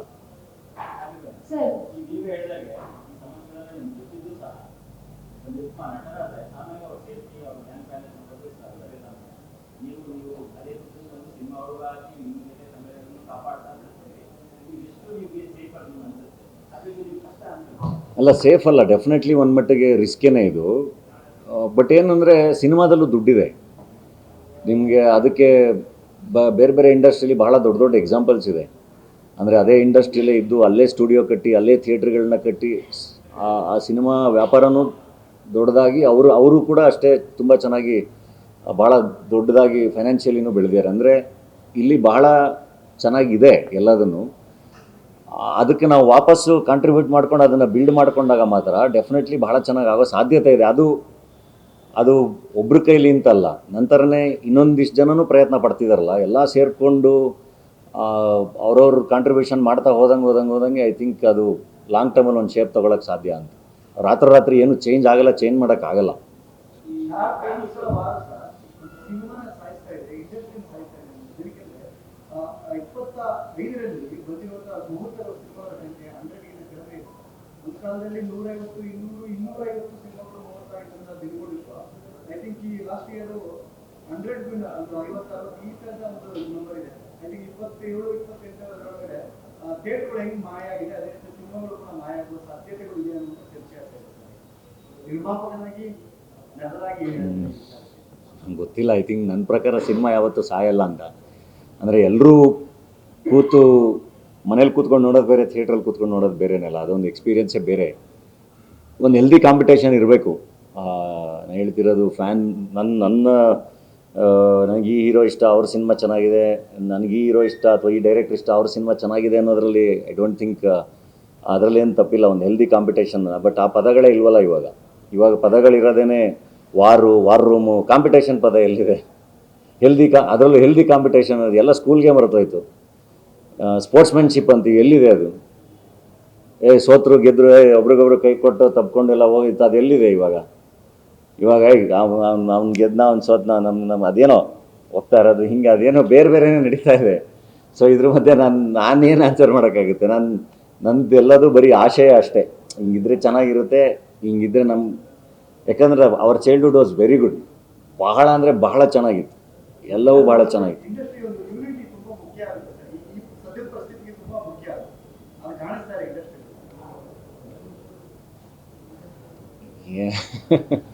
ಅಂದ್ರೆ ಒಂದು ಸಿನಿಮಾ ಗೆದ್ದ ಖುಷಿ ಪಡೋಕ್ಕಿಂತ ಸೋಲ್ನ ತುಂಬಾ ಕಾಯ್ತಾ ಇದ್ದಾರೆ ಅಂತ ಒಂದು ಪ್ರೊಪಗಂಡ ಕ್ರಿಯೇಟ್ ಮಾಡ್ತಾರೆ. ಅದೀಗ ಸೋಲನ್ನು ಸಂಭ್ರಮಿಸುವಂತಹ ದಿನ ಬಂದಿದೆ. ಬದಲಾಗಲಿ ಅಷ್ಟೇ, ಚೇಂಜ್ ಆಗಬೇಕು ಅಂತಲೇ ಇಷ್ಟಪಡ್ತೀನಿ. ನನಗೆ I always wanted to work with everyone. ನಾನು ಎಲ್ಲರ ಜೊತೆ ಸ್ಕ್ರೀನ್ ಶೇರ್ ಮಾಡೋ ಆಸೆ. ನಾನು ಭಾಳ ಚೆನ್ನಾಗಿ ಎಲ್ಲರ ಜೊತೆನೂ ಹೋಗಿ ಆ್ಯಕ್ಟ್ ಮಾಡಿದ್ದೀನಿ. ಯಾರೇ ಸಿಕ್ಕರು ಭಾಳ ಖುಷಿಯಾಗಿ ತಪ್ಕೊಂಡೆ ಅಭ್ಯಾಸ ನನಗೆ. ಅದನ್ನು ಮೀರಿ ನಮ್ಮ ಪಾಡಿಗೆ ನಾವು ಏನೋ ಕೆಲಸ ಮಾಡ್ಬೋದು ಬಿಟ್ಟರೆ ಭಾಳ ಏನೂ ಮಾಡೋಕ್ಕಾಗಲ್ಲ. ಈಗ ನಂದು ಹೆಡ್ ಬುಷ್ ಅನ್ನೋ ಸಿನಿಮಾ ಮಾಡಿದಾಗ, ಹೆಡ್ ಬುಷ್ ಸಿನಿಮಾದಲ್ಲಿ ನಾನು ನಟನ ಜೊತೆ ನಿರ್ಮಾಪಕ ಕೂಡ ಹೌದು. ಅವತ್ತದು ಎಷ್ಟು ದೊಡ್ಡ ಇಶ್ಯೂ ಆಗಿತ್ತು ಅಂದರೆ ಯಾರೂ ಅಂದರೆ ನಾನು ಹೇಳೋದು ಒಬ್ರದ್ದೇನೋ ಆ ಥರದ್ದೇನೋ ಆದಾಗ I think every one should come ಅಲ್ಲ ಇಂಡಸ್ಟ್ರಿಯಲ್ಲಿ. ಇರಪ್ಪ ಇದು ಸಿನಿಮಾ ಅವನೇನೋ ನಿರ್ಮಾಣ ಮಾಡಿದ್ದಾನೆ, ಅವನೇನೋ ಮಾಡಿದ್ದಾನೆ ಅಂತ. ದಟ್ ಕಲ್ಚರ್ ಶುಡ್ ಕಮ್ ಅಷ್ಟೇ. ಅದು ಯಾರದೇ ಆದ್ರೂ ಎಲ್ಲರೂ ಬಂದು ನಿಂತ್ಕೋಬೇಕಲ್ಲ. ಇರಪ್ಪ ಇದು ನಮ್ಮ ಇಂಡಸ್ಟ್ರಿ, ಅವನೇನೋ ಸಿನಿಮಾ ಮಾಡಿದ್ದಾನೆ, ಏನೋ ಓಕೆ ಅದೇನೋ ಅನಿಸಿರ್ಬೋದು ನಿಮಗೆ, ಹಂಗಾಗಿಲ್ಲ ಅಂತ ಒಬ್ಬ ಧನಂಜಯಂಗಾದಾಗ ಬರೋಂಗೆ ಅಥವಾ ಇನ್ನೊಬ್ರಿಗಾದಾಗ ಧನಂಜಯ ಹೋಗಂಗೆ ಹಂಗೇನೋ ಆಗಬೇಕದು. ಆಗುತ್ತೆ, ಎಲ್ಲರೂ ಟೈಮ್ ಬೇಕು, ಆಗುತ್ತೆ. ಈಗ ನಿಮ್ಮ ಪ್ರೊಡಕ್ಷನ್ ಅಲ್ಲಿ ಜೆಸಿ ಸಿನಿಮಾ ಬರ್ತಿರೋದ್ರಿಂದ ಐ ಥಿಂಕ್ ಆ ಸಿನಿಮಾನ ಜೈಲಿಗೆ ಹಾಕೋದಕ್ಕೆ ಒಂದಷ್ಟು ಜನ ಕರೆಕ್ಟ್ ಆಗ್ತಾರೆ. ಐ ಥಿಂಕ್ ಅಲರ್ಟ್ ಆಗಿರ್ತಾರೆ. ಹಂಗೆಲ್ಲ ಏನೂ ಆಗಲ್ಲ, ಆಯ್ತು. ಐ ಡೋಂಟ್ ಥಿಂಕ್ ಆ ಥರ ಏನೋ ಇರುತ್ತೆ ಅಂತ. ಆ ಥರದ್ದೇನೋ ನನಗೆ ಕಾಣಿಸ್ತಾ ಇಲ್ಲ. ಡೆಫಿನೆಟ್ಲಿ ಸಿನಿಮಾ ಚೆನ್ನಾಗಿದ್ರೆ ಎಲ್ಲರೂ ಬಂದು ನೋಡ್ತಾರೆ. ಆ್ಯಂಡ್ ಚೆನ್ನಾಗಿದೆ ಕೂಡ ಸಿನಿಮಾ. ಅದು ಸರ್, ಈಗ ನಿನ್ನೆ ನಡೆದ film fest, Bengaluru film fest ಅಲ್ಲಿ ಪ್ರಕಾಶ್ ಅವರು ಒಂದು ಮನವಿಯನ್ನ ಮಾಡ್ತಾರೆ ಸಿದ್ದರಾಮಯ್ಯ ಅವರನ್ನ. ಪ್ಯಾಲೆಸ್ಟೈನ್ ಸಿನಿಮಾಗಳನ್ನ ಅವಕಾಶ ಮಾಡ್ಕೊಡ್ಬೇಕು ಇಲ್ಲಿ, ಯಾಕಂದ್ರೆ ಕೇರಳದಲ್ಲಿ ರೀಸೆಂಟ್ ಆಗಿ ಫಿಲ್ಮ್ ಫೆಸ್ಟ್ ನಡೆದಾಗ ಸಿನಿಮಾಗಳನ್ನ ಅಲ್ಲಿ ಅವಕಾಶ ಮಾಡ್ಕೊಟ್ಟಿದ್ದಾರೆ ಪ್ರದರ್ಶನ ಮಾಡಿದ್ದಾರೆ. ಬಟ್ ಕರ್ನಾಟಕದಲ್ಲಿ ಅವಕಾಶ ಮಾಡ್ಕೊಡ್ತಿಲ್ಲ. ಸೊ ಕಲಾವಿದರಾಗಿ ಏನ್ ಹೇಳ್ತೀರಾ ಅಂದ್ರೆ ಸಿನಿಮಾದಲ್ಲಿ ರಾಜಕೀಯ ನಡಿಬಾರ್ದು ಅನ್ನೋದು ಅವ್ರ ಸ್ಟೇಟ್. ನಂಗೆ ಗೊತ್ತಿಲ್ಲ, ಅಂದರೆ ಆ್ಯಕ್ಚುಲಿ ನಂಗೆ ಇದ್ರ ಬಗ್ಗೆ ಇನ್ಫಾರ್ಮೇಷನ್ನೇ ಇಲ್ಲ. ಇವಾಗ ನಾನು ಗೊತ್ತಿರೋ ವಿಷಯದ ಬಗ್ಗೆ ನಾನು ಮಾತಾಡ್ಬೋದು. ಸೊ ನೀವು ಕೇಳಿದ್ದು ಅವ್ರೇನು ಹೇಳಿದ್ದಾರೆ ಅಥವಾ ಇಲ್ಲೇನು ಆಗಿದೆ, ಯಾವ ಸಿನಿಮಾ ಬಿಟ್ಟಿದ್ದಾರೆ, ಅದ್ರ ಬಗ್ಗೆ ಡೆಫಿನೆಟ್ಲಿ ನನಗೆ ಇನ್ಫಾರ್ಮೇಷನ್ ಇಲ್ಲ. ಸೊ ನನ್ನ ಪ್ರಾಪರ್ ಇನ್ಫಾರ್ಮೇಷನ್ ಇಲ್ದಲೇ ಕಮೆಂಟ್ ಮಾಡೋದು ಚೆನ್ನಾಗಿರಲ್ಲ. ಇಲ್ಲ, ಸದ್ಯಕ್ಕೆ ಕನ್ನಡ ಅಷ್ಟೇ ಫೋಕಸ್ ಮಾಡ್ತಾ ಇದ್ದೀನಿ. ಹಾಂ,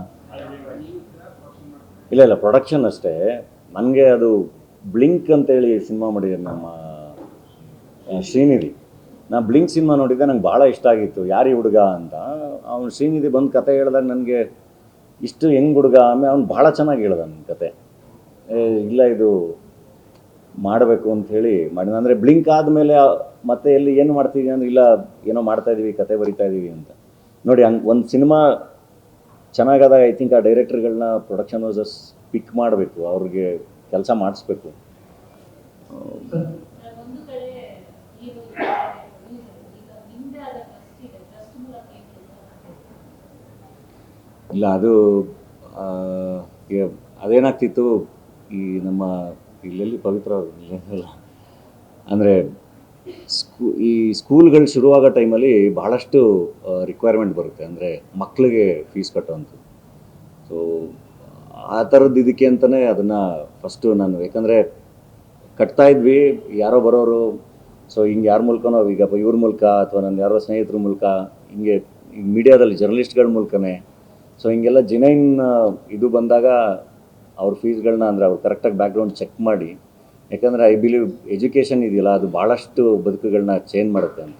ಈಗ ನಮ್ಮ ಫ್ಯಾಮಿಲಿಯಲ್ಲಿ ಇದು ಫಸ್ಟ್ ಜನ್ರೇಷನ್ ಎಜುಕೇಷನ್ ಯಾರಿಗಿದೆ, ನಮ್ಮ ತಂದೆಯವ್ರಿಗಿದೆ. ಅವರೆಲ್ಲ ಶಾಲೆ ಬಿಟ್ಟಿರೋರನ್ನ ಕರ್ಕೊಬಂದು ಸ್ಕೂಲಿಗೆ ಸೇರಿಸಿ ಅದೇನೋ ಆಗಿ ಇವತ್ತು ಅವರೆಲ್ಲ ಟೀಚರ್ಸ್ ಆಗಿ ಅವರು ನಮಗೆ ಎಜುಕೇಷನ್ ಕೊಟ್ಟಿರೋದಕ್ಕೆ ನಾವು ಇವತ್ತವರೆಗೂ ಇಲ್ಲಿವರೆಗೂ ಬಂದಿದ್ದೀವಲ್ವ. ಸೊ ಒಂದು ಮಗು ಯಾವುದೋ ಒಂದು ಭಾಳ ಚೆನ್ನಾಗಿ ಎಜುಕೇಟ್ ಆದರೆ ಅದೊಂದು ಇಡೀ ಫ್ಯಾಮಿಲಿದು ಇದೇ ಚೇಂಜ್ ಆಗುತ್ತಲ್ಲ. ಸೊ ಅದನ್ನು ಭಾಳ ಚೆನ್ನಾಗಿ ನಂಬ್ತೀನಿ. ಸೊ ಅದಕ್ಕೇ ನಮ್ಮ ಸ್ಕೂಲ್ನೂ ರೆಡಿ ಮಾಡಿಸಿದ್ದು ನಾನು ಊರಲ್ಲಿ, ಅಥವಾ ಮಕ್ಳುಗಳಿಗೆ ಫೀಸ್ ಕಟ್ಟೋದು ಇದೆಲ್ಲ ಅದು ಸಣ್ಣ ಪುಟ್ಟದ್ದು ನಡೀತಾ ಇರುತ್ತೆ. ಆ್ಯಂಡ್ ಅದನ್ನು I don't think have to ಅದನ್ನು ಒಂದು ಪ್ರೊಜೆಕ್ಟ್ ಮಾಡಬೇಕು, ಇದು ಆ ಥರನೂ ಇಲ್ಲ. ಅದು ನಮ್ಮ ಮದುವೆ ಟೈಮ್ ಆಗಿರೋದಕ್ಕೆ ಸ್ಕೂಲ್ದೊಂದು ಮುಂದಕ್ಕೆ ಬಂತು ಬಿಟ್ಟರೆ ಬೇರೆ ಕೆಲಸಗಳೇನು ನಡಿಬೇಕು ಅದು ನಡೀತಾ ಇರುತ್ತೆ. ನೀವು ನಟಿಸಿರೋ ಸಿನಿಮಾಗಳು ಯಾಕೆ ಸಾಮಾನ್ಯ ಹಿಂದೆ ಇಷ್ಟೊಂದೆಲ್ಲ ತಡ ಆಗಿದ್ದಿಲ್ಲ, ಒಂದು 2 ವರ್ಷ ಏನೋ ಗ್ಯಾಪ್ ಆಯಿತು. ಅದು ಅಂದರೆ ಅಂದರೆ ಕೆಲವೊಂದು ನಮ್ಮ ಕಂಟ್ರೋಲ್ ಇರಲ್ಲ. ಭಾಳಷ್ಟು ರೀಸನ್ಸ್ಗಳಿಗೆ ಏನಾಗುತ್ತೆ, ಕೆಲವೊಂದು ಪ್ರಾಜೆಕ್ಟ್ಗಳು ಡಿಲೇ ಆಗ್ತಾ ಹೋಗುತ್ತೆ. ಸೊ ಹಾಗೆ ನಾನು ಕೋಟಿ ಆದಮೇಲೆ ಜಾಸ್ತಿ ಶೂಟ್ ಮಾಡೋಕ್ಕಾಗಲಿಲ್ಲ. ಉತ್ತರಾಖಂಡ ನಮ್ಮದು ಅದೇನು ಪ್ಲ್ಯಾನ್ ಮಾಡಿದ್ವಿ ಅದು ಮುಗಿದು ರಿಲೀಸ್ ಆಗಬೇಕಾಗಿತ್ತು. ಸೊ ಅದ್ರ ಮೇಲೆ ಫೋಕಸ್ ಮಾಡ್ತಾಯಿದ್ವಿ. ಆ್ಯಂಡ್ ಹಾಗಾಗಿ ಬೇರೆ ಎಲ್ಲ ಶುರುವಾಗೋದು ಸ್ವಲ್ಪ ತಡ ಆಯಿತು. ಆ್ಯಂಡ್ ಉತ್ತರಾಖಂಡ ಡೆಫಿನೆಟ್ಲಿ ಮಾಡ್ತೀವಿ, ಅದು ಸದ್ಯಕ್ಕೆ ಆಗಿಲ್ಲ. ಬಟ್ ಶಿವಣ್ಣ ಜೊತೆನೂ ಮಾತಾಡಿದ್ದೀನಿ. ಆ್ಯಂಡ್ ಅದ್ರದ್ದು ಸ್ಕ್ರಿಪ್ಟ್ ವರ್ಕ್ ನಡೀತಾ ಇದೆ. ಅಂದರೆ ಸ್ವಲ್ಪ ಡಿಲೇ ಆಯ್ತಲ್ಲ, ಅದನ್ನು ರಿಫೈನ್ ಮಾಡಬೇಕು. ರಿಫೈನ್ ಮಾಡಿ ಅದನ್ನು ಭಾಳ ದೊಡ್ಡದಾಗಿ ಬೇರೆ ಥರ ಮಾಡಬೇಕು ಅಂತ. ಯಾಕೆಂದರೆ ಎಲ್ಲೋದ್ರೂ ಉತ್ತರಾಖಂಡದ ಬಗ್ಗೆನೇ ಕೇಳ್ತಾರೆ. ಡೆಫಿನೆಟ್ಲಿ ನಂದು ಈಗ ಶೂಟಿಂಗ್ಗಳು ನಡೀತಿದೆಯಲ್ಲ, ಇದು ಮುಗಿಸಿ ಉತ್ತರಾಖಂಡನ ಟೇಕ್ ಆಫ್ ಮಾಡ್ತೀವಿ. ಈಗಿನ ಕ್ಲೈಮೇಟಲ್ಲಿ ಪ್ರೊಡ್ಯೂಸರ್ ಆಗಿರೋದು ಯಾವ ಥರ ರಿಸ್ಕಿ ಅಂತ, ಬಿಕಾಸ್ 1-2 ಎಕ್ಸಾಂಪಲ್ಸ್ ಬರ್ಬೋದು, ಸೂಪರ್ ಶೋ ಆ ಥರ ಎಲ್ಲರೂ ನೋಡ್ತಾರೆ. ಬಟ್ ಈವನ್ ಸ್ಟಾರ್ ಸಿನಿಮಾಗಳಿಗೇನೆ right from Saturday Sunday to pull the crowd it is very difficult. So ಅಂಥದ್ರಲ್ಲಿ you are introducing new names and ಅಂದರೆ ಯಂಗ್ಸ್ಟರ್ ಜೊತೆ ಕೆಲಸ ಮಾಡ್ತಾ ಇದ್ದಾರೆ as a producer. So how difficult it is, ಅಂದರೆ you invest money, ನಿಮ್ಗೆ return of investment ಬರೋದಕ್ಕೆ ಎಷ್ಟು ಕಷ್ಟ ಇದೆ. ನಾನು ಹೇಳಿದ್ನಲ್ಲ, ಲಾಸ್ಟ್ ಪ್ರಾಜೆಕ್ಟು ನಮಗೆ ಅದು ಆ್ಯಕ್ಚುಲಿ ಪ್ರಾಪರಾಗಿ ಒಳ್ಳೆ ಏಟನೇ. ಅದು IPL ಟೈಮಲ್ಲಿ ರಿಲೀಸ್ ಮಾಡಿದ್ವಿ ಇದು ಎಲ್ಲ. ಆ್ಯಂಡ್ ಇವಾಗ ಮೊದಲು ಥರ ನಾನ್ ಥಿಯೇಟ್ರಿಕಲ್ಲೆಲ್ಲ ಇಲ್ಲ. ನಾವು ಅಂದರೆ ಈ ಪ್ರೊಡಕ್ಷನ್ ಹೌಸಿಂದ ಮಾಡಿದ್ರೆ OTT ಸೇಲ್ ಆಗಿಬಿಡುತ್ತೆ ಅಥವಾ TV ಸೇಲ್ ಆಗಿಬಿಡುತ್ತೆ, ಈ ಥರದ್ದು ಯಾವುದೇ ವ್ಯವಸ್ಥೆ ಇಲ್ಲ. Ultimately if it works in theatre, ಅಲ್ಲಿಗೂ ಥಿಯೇಟ್ರಲ್ಲಿ ಸಲ್ಲಿದ್ರೆ ಮಾತ್ರ ಬೇರೆ ಕಡೆ ಸಲ್ಲುತ್ತೆ. ಸೊ ಆ ಥರದ ವ್ಯವಸ್ಥೆ ಇರೋದು. ಆ್ಯಂಡ್ ಥಿಯೇಟ್ರಿಗೇ ಸಿನಿಮಾ ಮಾಡಬೇಕು. ಹಾಗಂತ ನಾವು ಪ್ರಯತ್ನನೇ ನಿಲ್ಲಿಸ್ಬಿಡೋಕ್ಕೂ ಆಗಲ್ಲಲ್ಲ. ಎಲ್ಲೋ ಒಂದು ಕಡೆ ಆ ರಿಸ್ಕ್ ಇದ್ದೇ ಇರುತ್ತೆ.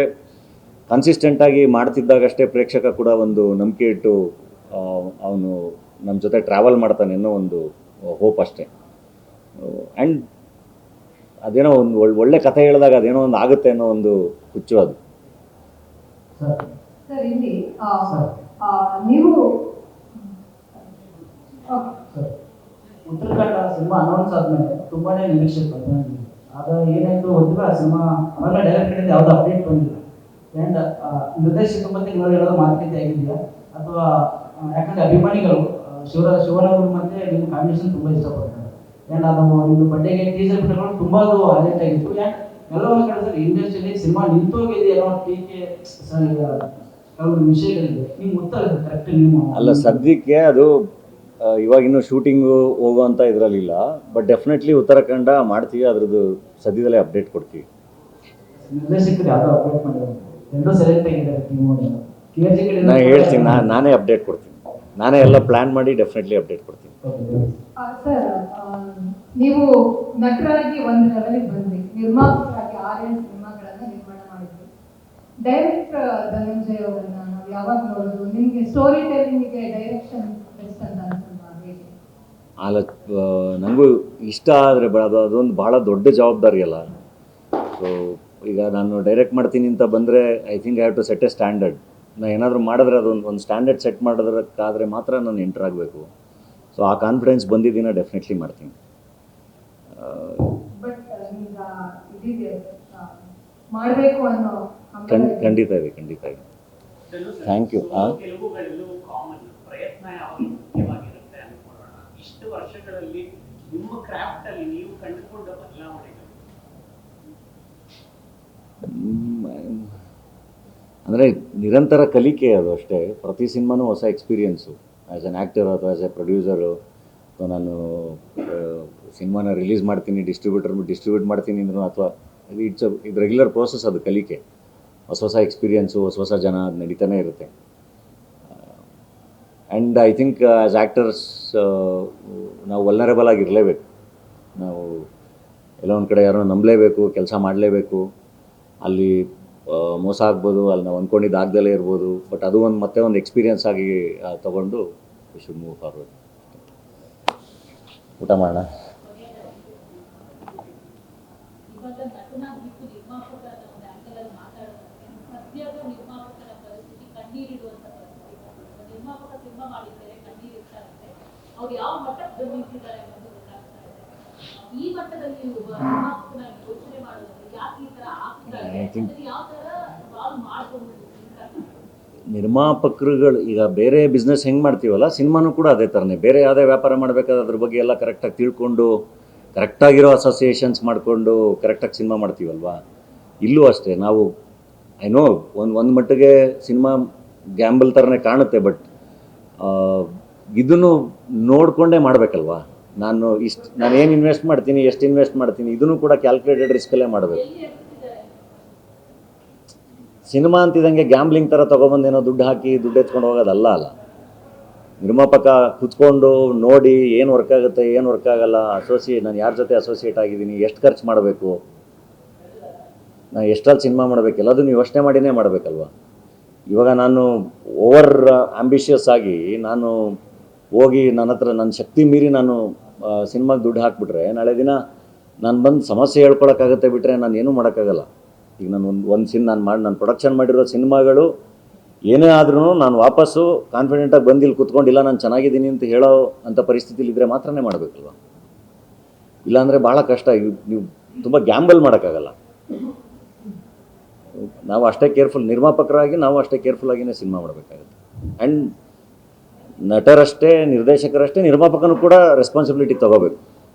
ಗೆದ್ದಾಗ ಹೆಂಗೆ ಅವ್ರದ್ದು ಒಂದು ಅದ್ರ ಬಗ್ಗೆ ಒಂದು ಹೆಮ್ಮೆ ಇರುತ್ತಲ್ವ. ನನ್ನ ಸಿನಿಮಾ, ನಾನು ನಿರ್ಮಾಪಕ ಆಗಿ ನೋಡ್ರಿ ನಾನು ಇಷ್ಟು ಚೆನ್ನಾಗಿ ಮಾಡಿದೆ, ನಂದು ಪ್ರೊಡಕ್ಷನ್ ಕ್ವಾಲಿಟಿ ಹೆಂಗಿತ್ತು, ನನ್ನ ಸಿನಿಮಾ ಹೆಂಗಿತ್ತು, ನಾನು ಗೆದ್ದೆ, ನಾನು ಇಷ್ಟು ದುಡ್ಡು ಮಾಡಿದೆ ಅನ್ನೋ ಒಂದು ಪ್ರೌಢಿಮೆ ಇರುತ್ತಲ್ಲ.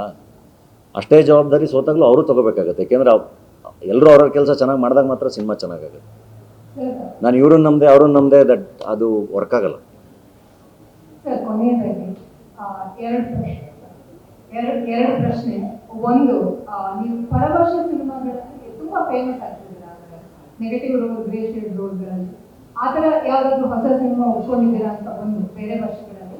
ಇನ್ನೊಂದು ಯಶ್ ಅವರ ಒಂದು ಮಾತು ತುಂಬಾ ಫೇಮಸ್, ಅಂದ್ರೆ ನಾನು ಇಲ್ಲಿ ಈ ವರ್ಷ ಇಲ್ಲಿಂದ ಈ ಲೆವೆಲ್ ಏರ್ಬೇಕು ಅಂತ ಒಂದು ಗೋಲ್ ಇಟ್ಕೊಳ್ತೀನಿ, ನೆಕ್ಸ್ಟ್ ಅಲ್ಲಿ ಇರ್ತೀನಿ ಅಂತ. ಆ ಥರ ನಿಮ್ದೇನಾದ್ರೂ ಇದೆಯಾ, ನಾನು ನೆಕ್ಸ್ಟ್ 2-3 ವರ್ಷದಲ್ಲಿ ಅಲ್ಲಿ ಹೋಗ್ಬೇಕು ಅಂತ? ಅಂದರೆ ಬೇರೆ ಭಾಷೆ ಸಿನಿಮಾಗಳು ಬಹಳ ಚೆನ್ನಾಗಿದ್ದರೆ ಅದು ನನಗೂ ಅದು ಕಾಂಟ್ರಿಬ್ಯೂಟ್ ಮಾಡೋ ಥರದ್ದಿದ್ದರೆ ಡೆಫಿನೆಟ್ಲಿ ಮಾಡ್ತೀನಿ. ಇಲ್ಲ ನಾನು ಸುಮ್ಮನೆ ಹೋಗಿ ನಾನೇನೋ ಮಾಡಿ ಬರೋದಾದರೆ ಡೆಫಿನೆಟ್ಲಿ ಮಾಡಲ್ಲ. ಹಂಗಾಗಿ ಯಾವುದೂ ಒಪ್ಕೊಂಡಿಲ್ಲ. ಯಾಕೆಂದರೆ ಇಲ್ಲಿ ಕೆಲಸ ಮಾಡೋದು ಬಹಳ ಇದೆ. ಆ್ಯಂಡ್ ಗೋಲ್ ಅಂತ ತೊಗೊಂಡ್ರೆ ಐ ಥಿಂಕ್ ಕನ್ಸಿಸ್ಟೆಂಟಾಗಿ ಏನೋ ಕೆಲಸ ಮಾಡ್ತಾ ಇರಬೇಕು ಅನ್ನೋದನ್ನು ನಾನು ನಂಬ್ತೀನಿ. ನನಗೆ ಹೀಗೆ ಆಗುತ್ತೆ, ಈ ಪ್ರಾಜೆಕ್ಟ್ ಹೀಗೆ ಆಗುತ್ತೆ ನನಗೆ ಅದು ಆ ಥರ ಯೋಚನೆ ಮಾಡಲ್ಲ. ಲಾಂಗ್ ಟರ್ಮಲ್ಲಿ ಯೋಚನೆ ಮಾಡ್ತೀನಿ. ಅಂದರೆ ನನ್ನ ಕನಸುಗಳು ಹೆಂಗಿರುತ್ತೆ ಅಂದರೆ, ಹಿಂಗೆ ತಿರುಗಿ ನೋಡಿದ್ರೆ ಒಂದಿಷ್ಟು ಜನ, ಈಗ ನನ್ನ ಪ್ರೊಡಕ್ಷನಿಂದ ಬಂದಿರೋರು ಅಥವಾ ಜೊತೆಗೆ ಬಂದಿರೋರು ಎಲ್ಲರೂ ಇಂಡಿಪೆಂಡೆಂಟಾಗಿ ಒಂದು ದೊಡ್ಡ ಆರ್ಗನೈಸೇಷನ್ ಆಗಿ ಬೆಳೆದ್ಬಿಟ್ರೆ ಆ ಇಂಡಸ್ಟ್ರಿ ಎಷ್ಟು ದೊಡ್ಡದಾಗಿರುತ್ತಲ್ವ, ಎಷ್ಟು ಚೆನ್ನಾಗಿರುತ್ತಲ್ವ, ಅದ್ರ ಮಧ್ಯ ನಾನು ಇರ್ತೀನಲ್ವ ಅದ್ರ ಜೊತೆಗೆ ಅಂತ. ಸೊ ಆ ಥರ ಯೋಚನೆ ಮಾಡ್ತೀನಿ. ನೋಡೋಣ.